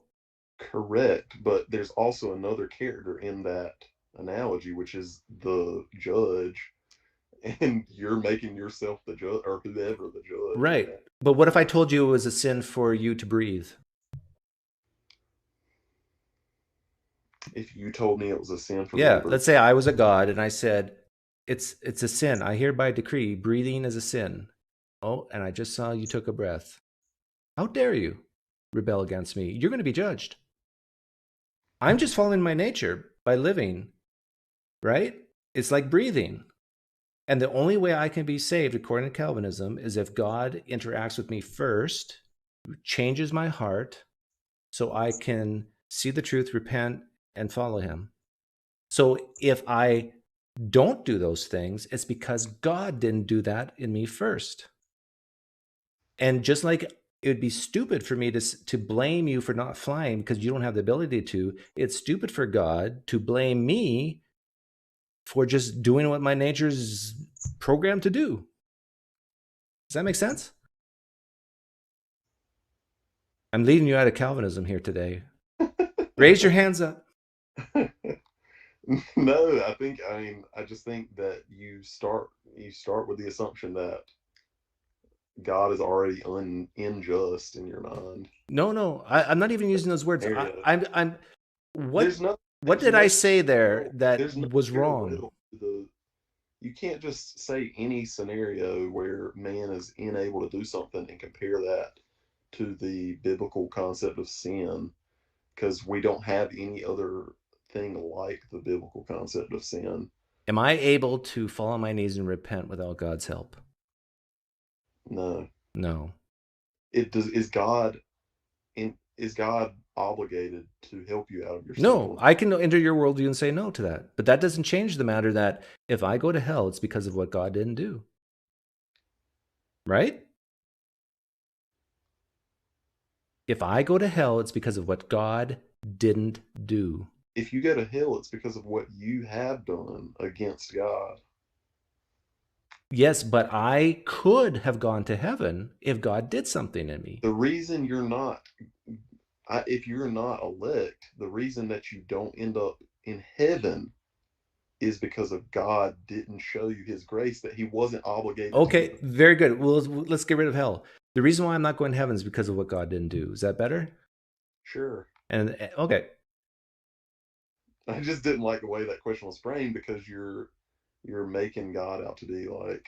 To me, they're the same thing, because it's a binary choice. So by God not doing something that leads me not to go to heaven, is the default is hell, right? I understand it's a binary choice, but the way you're framing the question is making it seem like God is beholden to give every man grace when he's not. No, I'm not even making that point. The point I'm trying to make here is that your God is evil. No, he's not. If I was to, well, let's go back to the flying thing. If I told you to fly and I said, if you don't fly, let's say I possess those, you know, those air things you put on your arms and like you can fly around. Have you ever seen that? Like you can basically, people can fly. Yeah. I've seen it. So let's say I'm the only person who has those things, and that would give you the ability to fly. But I withhold that from you. And I say, you either fly or I'm going to torture you for the rest of your life. Okay? And I have the ability to make you fly just by giving you this apparatus. Yeah. But I don't give it to you out of my decreed, out of my judgment, out of my morally sufficient reasons. I say no, but I still command you to fly. What would you think of me if I didn't give it to you and you didn't fly and I tortured you for the rest of your life? What'd you That's think of not me? that's not parallel to how the Bible portrays man and their fallen nature. Yeah, sure it is. It's a perfect parallel. No, it's not. The You can't parallel, fly in your nature, and you can't honor God in your sinful nature. It's a perfect parallel. yeah, but the one executing judgment in these analogies that you always set up is the immoral one that is, being the bad guy when that's not how the Bible portrays it. Would I be a bad guy for torturing you for the rest of your life if you didn't fly and I told you to fly and you can't fly? Yeah, I would be, wouldn't I? And yes, as a Yeah. person, But when yes. God does the exact same thing, It's he's not the not a bad exact guy. not the exact same thing. That's where you're losing me. It's not the exact same thing for God to judge corrupt, sinful man for disobeying his law. But everybody's going to hell unless God changes them, right? Everybody. He's not obligated to save anyone, is he? For what they've done. So the only way you go to heaven is if God does something in you first, and if God doesn't do that, then you will be tortured for the rest of your life. Some So receive justice, the others receive mercy. would there be anybody in hell if God didn't create? If No. God did create, Yeah. no, there wouldn't be anyone Yeah. in hell. So you can even look at it from that perspective. The fact that God even created, knowing what would happen, that some people would spend eternity in hell, makes him evil. Because he could have chosen out of God, his own free will not to create, right? Yes. But he did create. Do you believe that Yes. God knew that some people would end up in hell for eternity? Yes. And he chose to create them anyhow, right? Correct. I don't think it follows that that makes God evil or immoral. Well, I'm sure you don't, because if you did, you would have to leave Christianity, or Calvinism at least. Yeah, correct. Yeah. Well, think about it. I don't think I said anything incorrect according to the Calvinist Maybe, view. maybe not in like the terms that you use, but you always paint the picture that God is the bad guy in the analogy, and we're doing everything to try and be good, but God's holding us down. Well, isn't he? If he doesn't regenerate? Well, the problem with every analogy that you bring up is you put yourself in the place of God and say, No, well, I'm not. I'm saying you do. no, I'm saying that if you Doug, what you do in these analogies is you put yourself in the omnipotent omniscience. You put yourself in the throne and say, if I were God, I wouldn't do it this way. So therefore, God does do it this way. So that makes him immoral because it's not the way I would do things. That's how every one of these analogies goes. do you think you're going to heaven? Yes, but based off nothing that I've done. Why do you think you're going to heaven? Because God has done a work in my life and lifted the scales off my eyes. Can someone say that God's done a work in their life and remove the scales of their eyes and be wrong? Yes. How do you know you're not wrong? No one knows anything infallibly because we're all human beings and everyone can be wrong. So it could be true that you're not going to heaven. Correct. Okay. But I believe that you can have as much certainty as a human being can have. I mean, that's the difference between the whole presuppositionalist and classical apologetics. That's like the difference between that split. And I don't fall on the presup side in that debate. Okay. I don't. Well, I should let you go. You've been on a while. So am I still your favorite atheist? Yeah, man. I really enjoy. I really enjoy the thought experiments. Okay. Take care, Joseph. Call back someday when you're not not a Calvinist. When I'm not a believer. You're going to call back in about a month, I predict, and you say, Doug, I've been thinking about it. I've been thinking about them babies. I'm still a Christian, but I'm not a Calvinist anymore. And then about a few months after that, then you'll get your atheist gift card to Applebee's. All right, man. I look forward to it. Okay, take care. Take care.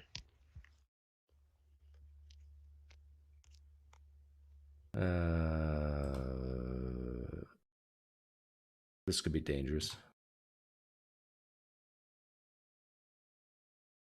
Hi, Benny.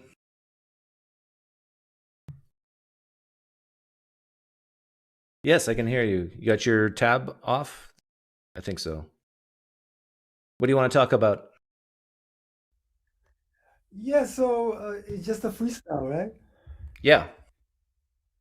Yeah, so I wanna experiment something with you quickly, if you don't mind. Okay. Okay, so I'm a Muslim, right?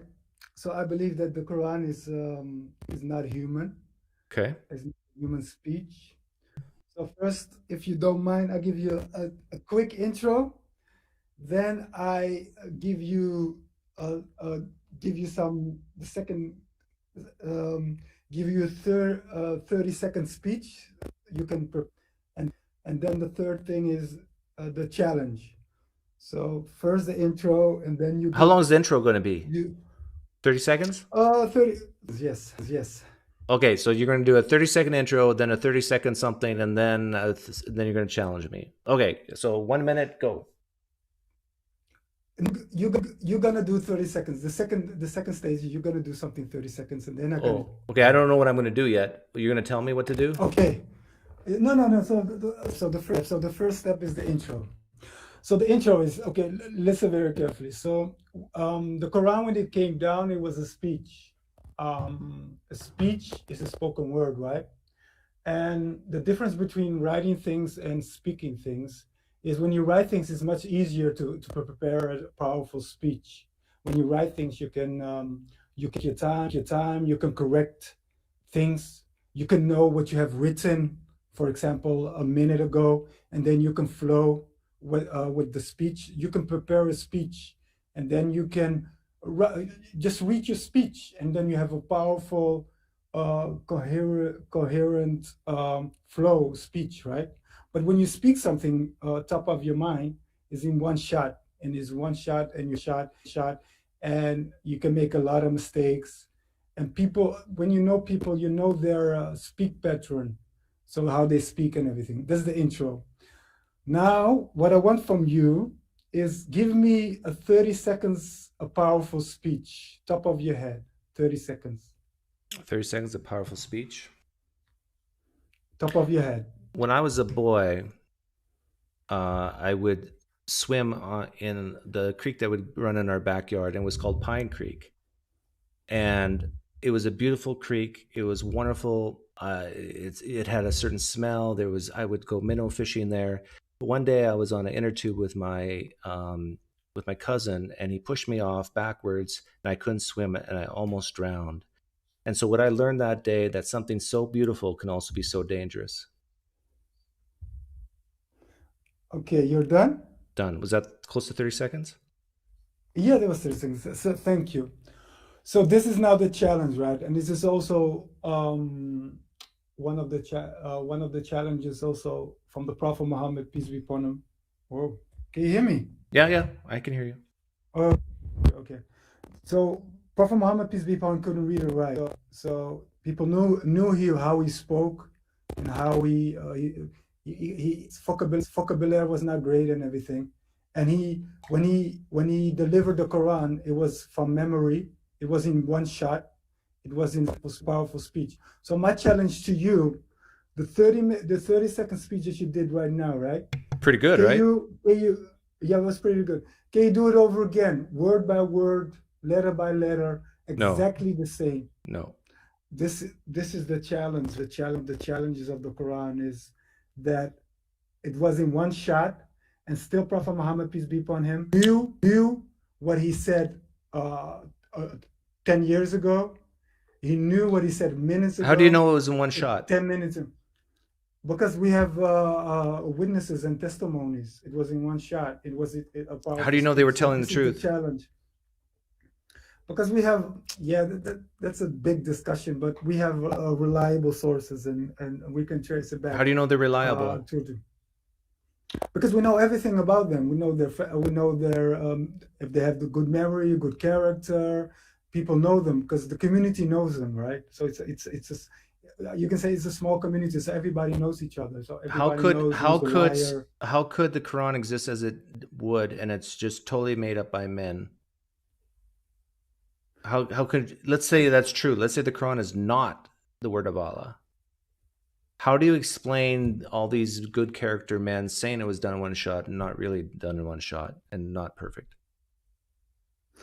Because Prophet Muhammad, peace be upon him, if he was a liar and didn't do it, people will call on him. You know what I mean? Maybe He they has did. also his wife. Maybe they did, and it's No. just and those records are destroyed. That's a big. Then you have to believe in a bigger conspiracy, right? You have to believe in a bigger conspiracy to go. What's more you have to go likely? out of your way What's more likely, Yeah. a conspiracy or that the creator of the universe decided to choose a guy named Muhammad to talk to? It's nothing new because God always chooses men to deliver his messages. It's not like he's the new one, a special guy. Jesus did it, Moses did. So we can trace it back to history that this is common. He sends human beings that we can relate to because he cannot send angels. How do you explain the relate to Apostle angels. Paul Yeah. saying that Jesus appeared to him after he died? Was that a conspiracy? How can I? He said that maybe he thought. he said maybe he Jesus thought it appeared was to him. Yeah, maybe he thought. Then okay, but then we have to look into his life, right? Apostle Paul was a bounty hunter. So yeah, I wouldn't trust my salvation on a bounty hunter, to be honest. To deliver the Nobody message of God. changed. He changed. He was a new creation. Yeah. The difference between him, for example, and Prophet Muhammad, peace be upon him, people knew him as a trustworthy person. They knew him for 40 years, right? He established his credibility. So what we say is, you have to establish your credibility. Then God chooses you to be a messenger, because God. Is there any dirt on Muhammad at all? Is there any? No, not one. No. Was he perfect? He can make mistakes. Perfect in what? As a human, or in what? Morally. Sense perfect? Morally, was Muhammad perfect? Yeah. He was. He never did anything morally wrong. He never did anything 100%. Immoral. No, 100%. Yes. I bet you anything, 100%. Benny. I bet you anything. If we had a time machine, we could find a lot of dirt on Muhammad. No, because you can. That's the thing, right? Just look into this in his life, right? He was 40 years. People knew him as a trustworthy person. So everybody will come to. That's why one of the you've been fed lies, Benny. Woman. You've been fed lies. But you believe in a big conspiracy. Why are you going all your way just to? Is it a conspiracy to think that people lie? People lie all the time. Everybody. No, because there are many testimonies. You cannot just okay if it was one or two, but there's thousands of people of testimonies that we have that they testify to his character and testify that he was. They want you to believe that he was perfect. But let me go back to what I really come. I demonstrated to you that it's humanly impossible to have a powerful speech. And to Benny, let me show you. Top of your head. Yeah, I understand what you're saying, but I don't believe the Quran was written that way in the first place. Here's what happened. Not written. I do have a time machine, and I went back and I investigated Islam, and this is what happened. There was a guy named Muhammad. He did walk the earth and was in the 5th century, 6th century, whenever it was. I forget what I set my time machine to. But basically, there was a group of people who had problems with Judaism, they had problems with Christianity. Some of it they believed, but some they didn't, and they wanted to create a new religion. And so a whole pack of guys, many guys, I think I counted like 36 at one time, but they kept moving in and out of the room. I couldn't keep track. And they started writing the Quran, and they used this guy named Muhammad. Yeah, he was a fairly good guy from what I could see, but he wasn't perfect. And so they used him as a front man to say that God talked to him when really he didn't. I was there in the cave. He was like having some type of psychotic episode, but there was no Gabriel there. I was there, Benny, in my time machine. Islam is false. It's just as false as Christianity and just as false as Mormonism. Now, if you want, you can come in my time machine. We'll go back together and you can see it with your own eyes. Bro, you're making a big. You have to go out of your way to make a bigger No. conspiracy Everything I just just to said is way more just likely. to. Everything I just said is way more likely than God, the Creator God, caring to bring down an angel Gabriel to talk to a guy over 23 years who's illiterate and can't write things down. It's way more likely what I just said than what you believe. Way more likely. But you've been probably born and raised in this. It's very hard for you to see any differently. And you have these apologetic narratives to help you not feel silly for what you believe. And you will continue to believe this probably till the day you die. And there's nothing I can say to change your mind. So, but you could change my mind. And the way you would change my mind is not to talk about the miracle of the Quran. All you have to do is pray to Allah, because Allah does do miracles, right? And I'll soak this in water here, my napkin, and I want you to pray to Allah to light it on fire. Water-soaked napkin. You want to do that? No, because this is Allah is not your is not your. How can I say that? Allah is not your Amazon.com that you could just make a delivery. That's so sad, Betty. You sound just like the sorry, Christians. bro. Christians give me the same answer, and because- I'm always disappointed. So why don't you pray? Why don't you say if there's a God and if there's a Creator, please guide me to the truth and be open. Okay, I'll do it right now. Should I do it for God, you? if you're there, guide me to the truth. Anything else you want me to pray? Yeah, be sincere. Be sincere about it, and just pay attention, because there are many signs, right? Maybe yeah, I have been something paying will happen attention, to you. and that's why I ended up being a naturalist, because I think that once you have a basic understanding of how the world works, and that there isn't these spiritual beings pushing us to and fro, and that balls, when they're thrown up, they fall back down. We can explain a lot of things naturalistically. I think you and I are the same in so many ways, but when it comes to this specific idea of religion, then we part paths. So people do lie. People do make up stories for even what they believe is the greater good. People do say that God told them things when really God had nothing to do with it. This happens all throughout history. The Quran is not special. The Quran is not a miracle. Just like the Bible's not a miracle. Just like the Book of Mormon's not a miracle. People make up stuff. And some of it's not made up. Some of it's based on real life experiments and how people perceive the world at that time. There's nothing special about the Quran, Benny. I hate to say this to you, but Have you read the Quran? Have you read the Quran? oh, look at this. I started reading it because some Muslim came in the other day and made me a bet, which I won. Where'd it go? I had a Quran here. Here it is. What do I have? Just for you, Benny. Great. So if you read, right, does it seem to you like somebody's writing it? Yes. Wrote it? Oh, It seems great. exactly like a Okay. man wrote it. Okay, Or great. men, I should If say. Okay, great. This is my point. This is my point. Listen very carefully, right? So if this is exactly my point. So if you read the Quran, it seems like somebody wrote it down.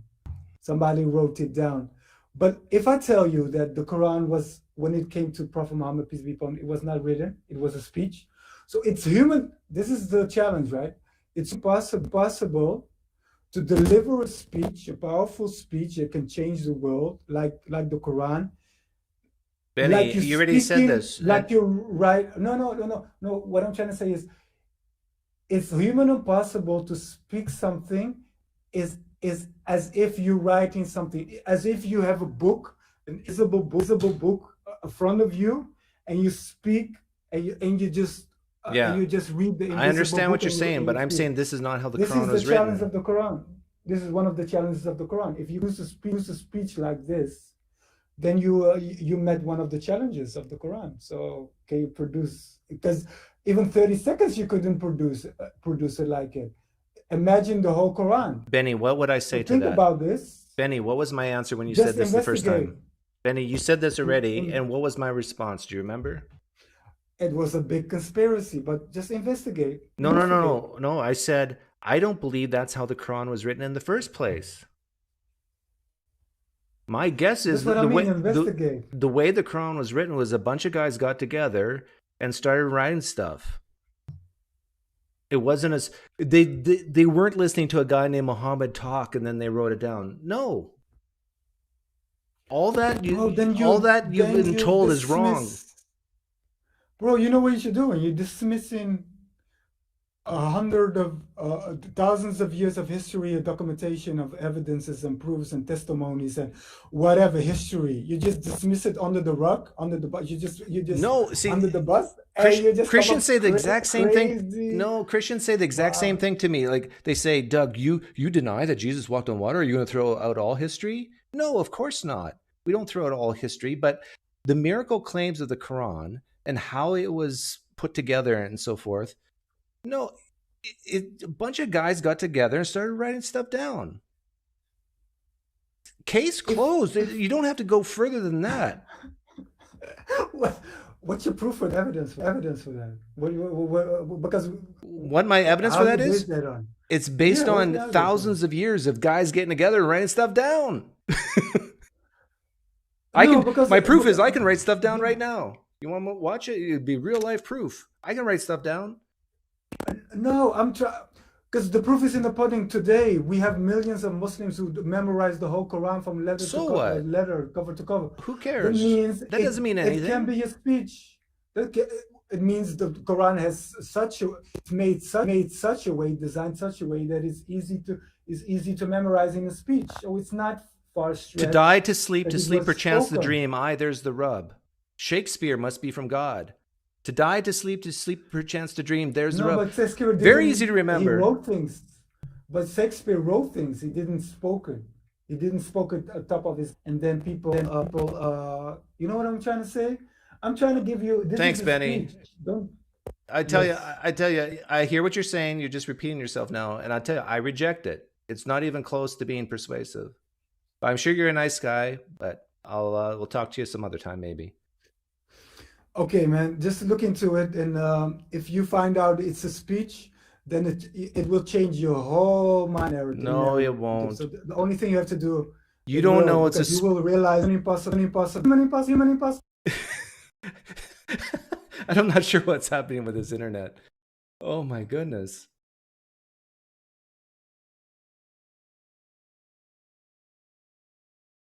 Hey, H.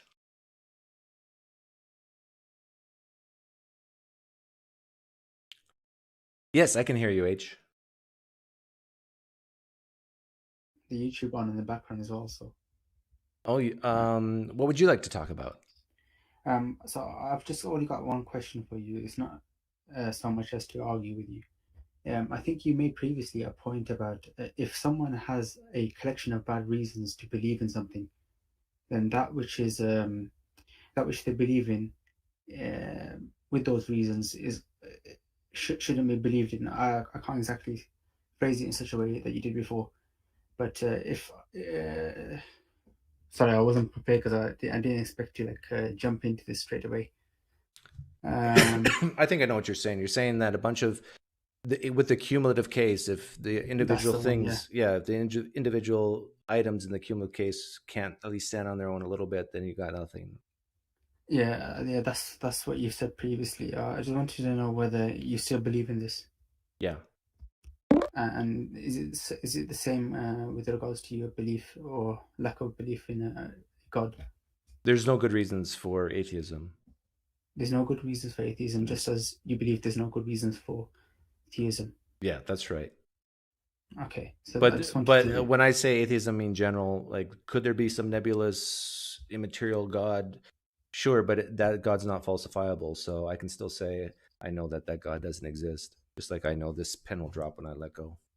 So what's the difference between you and someone who believes in a God? Then how could you convince someone that there isn't a God if you believe that the reasons? I always start with specific theism and then get them to doubt their specific theism, and then the rest takes care of itself. Right. So I usually for don't push people to become atheists. Almost never. okay, but so your way of arguing is just to collapse their model of their belief. Yeah. I always Right. like grassroots, bottom up instead of top down. I know a lot of theists like to go top How down. how could someone, if they wanted to challenge your atheism, do the same for you? Pray in the name of their God to light up my water-soaked napkin. That's how. Right. And what if they give you an unreasonable request for them to disbelieve? How would you go about that? Would you just leave the conversation? If I didn't understand. If they gave me an unreasonable request to disbelieve? No, that they would disbelieve. Say, for example, say they will disbelieve if you show them something that's ridiculous. They reverse the challenge that you give to them, right? Which is pray to the God to show a miracle to you live. Yeah, the way I usually don't do it that way. I mean, if they were to say to me, I'm still not quite sure what you're asking. If they reverse it, so how would you reverse my water-soaked napkin? That's what I'm trying to figure out. Right? Because that's what you're saying, right? Reverse the water soap. That's what I'm saying. But I'm trying to conceptualize that. What would that be? Like, because basically I'm asking for a miracle, and so the opposite would be to ask for something natural. I guess they could say find a proof that find video evidence that so and so committed this act. So and so prophet committed this act. Video proof that so and so prophet committed this act, and I will disbelieve. Yeah. Okay. So if they said that to me, I'd say I can't do it. Sorry. Okay. And if the theist was to say, I can't do what you're requesting me to do, because then we'll just part ways and say, okay, we both can't meet each other's markers, so we're done. No harm done. But what I would do is I would ask, like, are you a Muslim? Yeah, I am. Yeah, what I would do is I would ask you questions like, what's more likely, that a man actually talked to an angel in a cave and got the very words of the Creator God, or that he just thought he did and didn't, and he maybe had some type of I don't know, mental breakdown and thought he was hearing from God and really wasn't? Like, what's more likely to you? Yeah, and then I could say, if you're talking about individual reasons, if we know nothing about them, then one of them will be more likely than the other. We'd assume straight away that the person hasn't got anything from God, because we know nothing about them. Do you think God, if there's a God, if Allah exists, do you think he's in the habit of just talking to people? No. Talking to just random people? No. Yeah. It's very rare, right? Even if he does exist. So the chances that Muhammad actually was a guy that God talked to is a low probability from the get-go. So, so the only way you can overcome that is to have very, very good evidence. And as Benny was talking about earlier, you probably heard him, I think the evidence that a creator God talked to Muhammad is pathetic. Yeah, but then again, you consider every single reason individually, standalone, as pathetic, it seems. No, I do think that if, let's say, I told you Islam is false, Christianity is false, Judaism is false, Hinduism is false, all these religions of the world are false except for mine. And I told you I am the only person who's ever lived in history who's talked to the one and only creator God. I am the only one true prophet. And I'm going to show you and everybody in the world that I am the true prophet. And so I come to where you live and I say, show me someone who's been dead for a year. And I pray to my God and I bring him back to life. And I'll say, show me your car. And I say, I pray to the God that I believe in, and I lift your car up over your house and back down. And I do it for all your friends, and they see this, and I raise a few more people. And then I go to the next country and I do the same thing. And then I go to the next country and do the same thing. We got people the Jews are freaking out, the Christians are freaking out, the Muslims are freaking out. They're all, what is this guy doing? He's actually doing the things he says he's going to do. And he says he's doing it in advance. He's saying on such and such a date, I'm going to be in this country and I'm going to do this miracle, and boom, I do it. Now we got something. Then I think you would say, maybe he is a true prophet.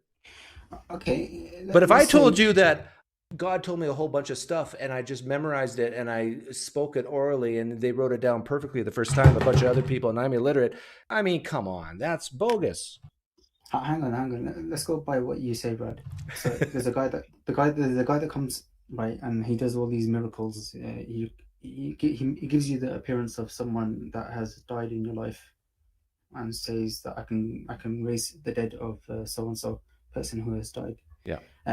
What if we find a religion 1400 years ago or thereabouts which mentions that in the future there will be a person who does such wonderful things, but that person that does such wonderful things, he isn't actually who he claims he is. He's just a deceiver. What would you say in such a situation? And that would I would say, no, listen to me. I would say, as a true prophet of God, I would say that they wrote that on purpose because they didn't want any other religions to come in and take up their space. They were scared that their religion might falter if a guy like me showed up. And guess what? I did show up. But I'll tell you what, my evidence is way superior than the evidence for the Quran, because I'm actually raising people from the dead. I'm actually in the name of this God, and I'm actually breaking the laws of nature all around the world for all biases to see, not in just in a local region of somewhere in the Middle East. No, I'm going all over the world, and I'm showing the true power of the one creator God, and Islam is false. So your immediate assumption would be to claim that this person 1400 years ago, who himself has probably some claims to miracles that have been achieved by him, and who has also a lot of proofs for his prophethood, this person is immediately got less evidence than someone who has because that you can evidently yes, you know why? Because we're talking about stuff today, not 1400 years ago. 1400 years ago, 1400 years ago is specifically telling you about events that you see today. I don't get how you straight away dismiss this person. No, I'm telling you as the one true prophet, I'm telling you that the reason why they wrote that in there is to protect their own religion, to protect their money flow. Okay, I get what you say. So, like, say this person who commits all these miracles in front of you, say, oh, that guy 1400 years ago, don't worry about him, he's only jealous. You just straight away believe because he shows you proof or proof as you see. Which I didn't understand. Which guy? Say this guy that you're talking about comes down today, right? And I'm the guy. All these miracles. Oh, you're the guy. Yeah. Oh, so you're the guy in this example. Yeah. I'm the one true prophet. Okay. So the way that you'd convince your followers would be just to dismiss, say that the person 1400 years ago, he's jealous. And he was just a man. Yeah, Muhammad was just a man. But he's not really responsible for Islam. I was there as the one true prophet. God brought me there, and I tell you, he wasn't responsible for Islam. He was the front man. They used him as the poster child, the poster boy. But what evidence would you have? Say because I was there. Okay, but then where's the proof that you were there? Can you teleport me back there? Do you want to go? Are you willing? Are you willing to accept what you'll see? Okay, this is the level of argumentation I can go for. If you say yes, I'll teleport you back there.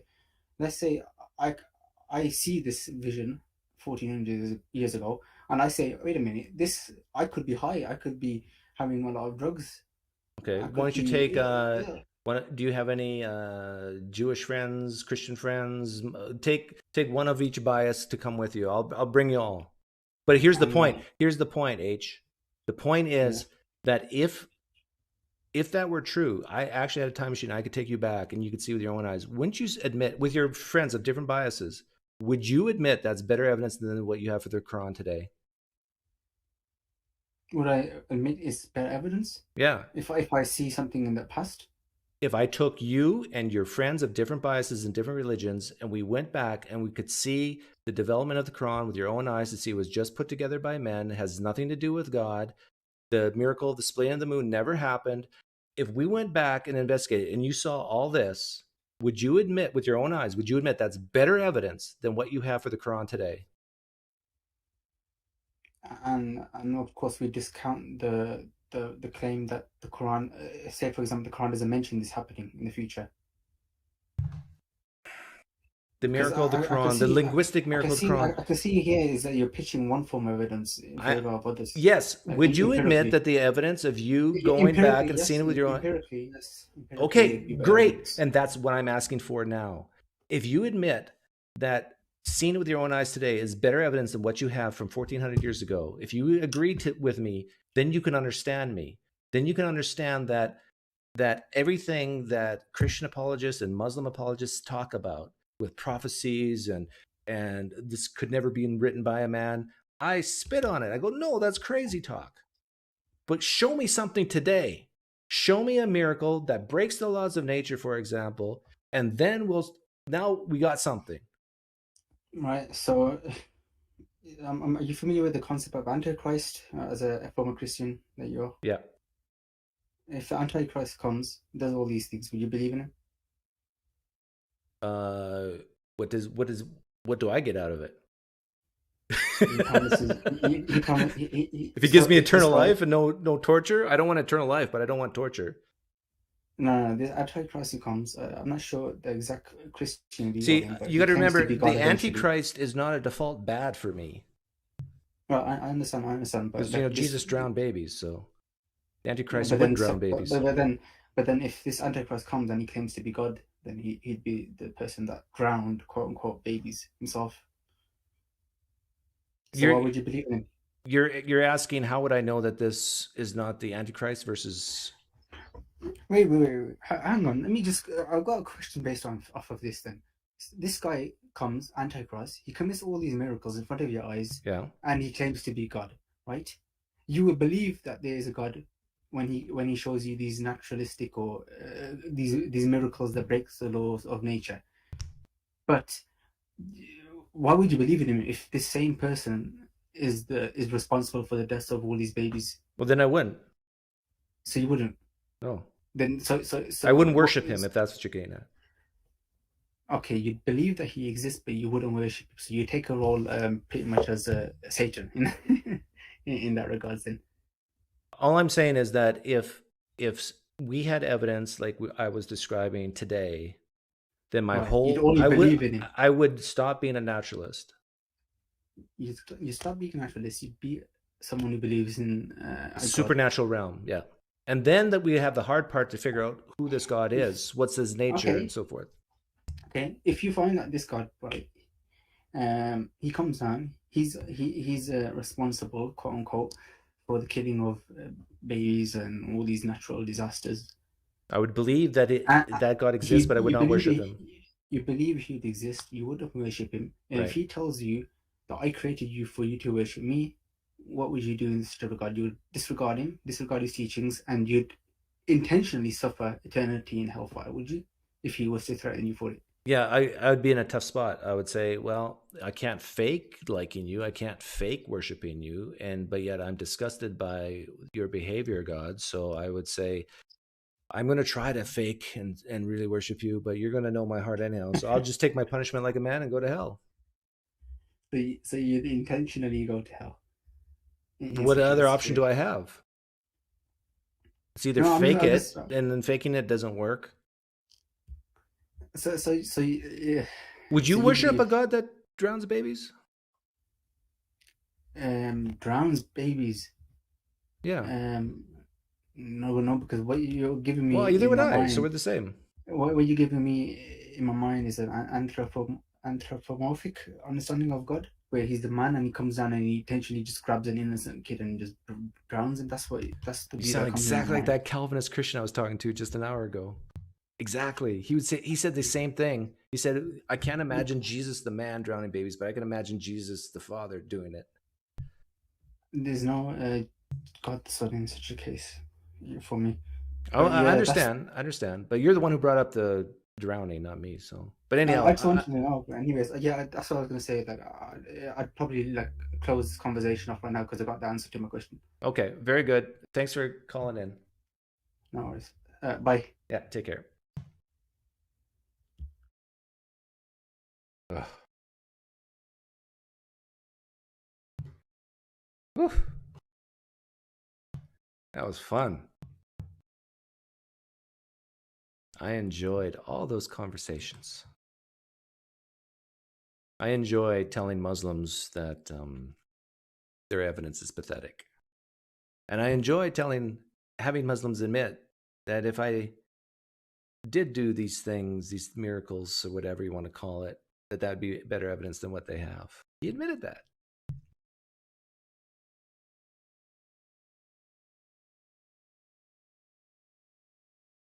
Yeah. So for Christians and Muslims both alike, both of you, you have to, in order for you to understand me, if you care to, and you probably don't care to. Did I say Jesus the Father? Sorry, God the Father. That's weird. Actually, with the Trinity, it actually does make sense, Jesus the Father, in a weird way. But if you're a Muslim or a Christian, if you want to understand me, this is what you need to do. Stop caring about your God.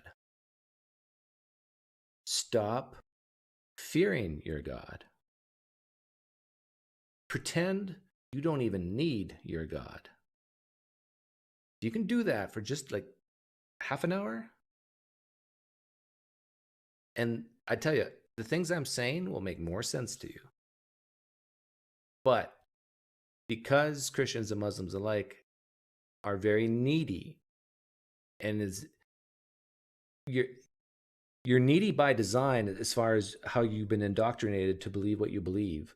Like with Christianity especially, do not trust on your own understanding, but trust God, right? Well, even Muslims would say that. You trust God. You don't trust yourself, on all things at least. Because if God says something through a prophet, whatever, you should listen because God's God and he can see the future.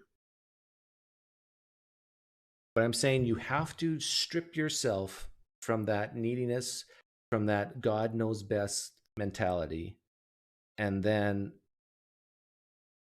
basically be dead inside and not care. And that way you can be totally objective. And once you can get to that total objective point, then you can see stuff like I'm saying as being true, that it's more likely that a bunch of men got together and created the Quran over many, many years. And it has nothing to do with a guy hearing words from an angel or from God in a cave or outside a cave and relaying it to these people. You'll see that very quickly. You'll see very quickly, if you're a Christian, that men 2,000 years ago wrote the Gospels and either heard it from oral traditions or just outright lied for what they thought was a greater good. If you can strip yourself of your neediness for having you can see that this is way more likely than a God actually doing the things he did in the New Testament, doing the things he did or said in the Quran. But here's the problem. Christians and Muslims can't do this. Because where is the moral fabric going to come? Where is the foundation going to come from?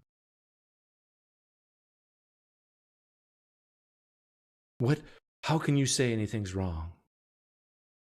Don't you want to live forever? And don't you want paradise? Don't you want virgins? Don't you want to be with God? They can't do it. They can't strip those thoughts away. How can something come from nothing? Which I don't believe, by the way.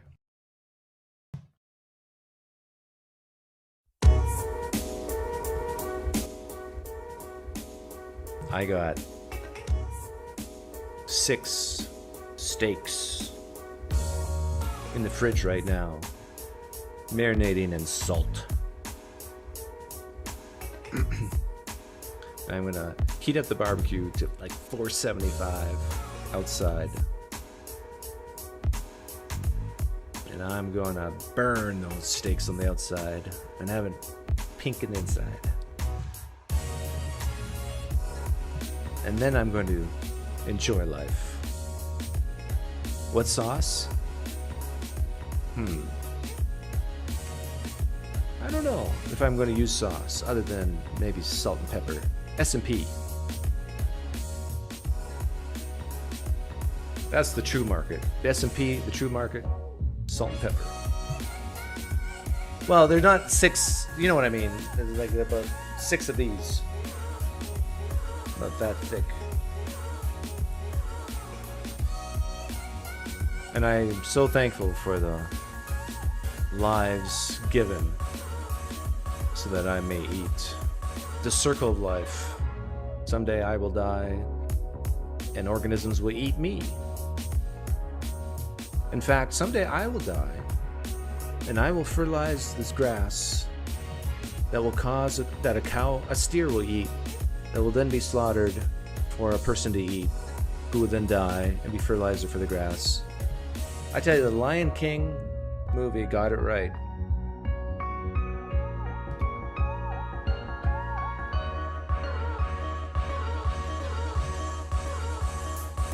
One animal eating another animal. I just upset all the vegans. But that's okay. If you cry in your room for 2 hours, you'll feel better. Yeah. Murder! You can never be consistent with the moral argument for veganism. I don't think it's possible. Poof. My apologies to all the Christians and Muslims I offended today. Actually, you know what? I'm not sorry at all. Take care, guys.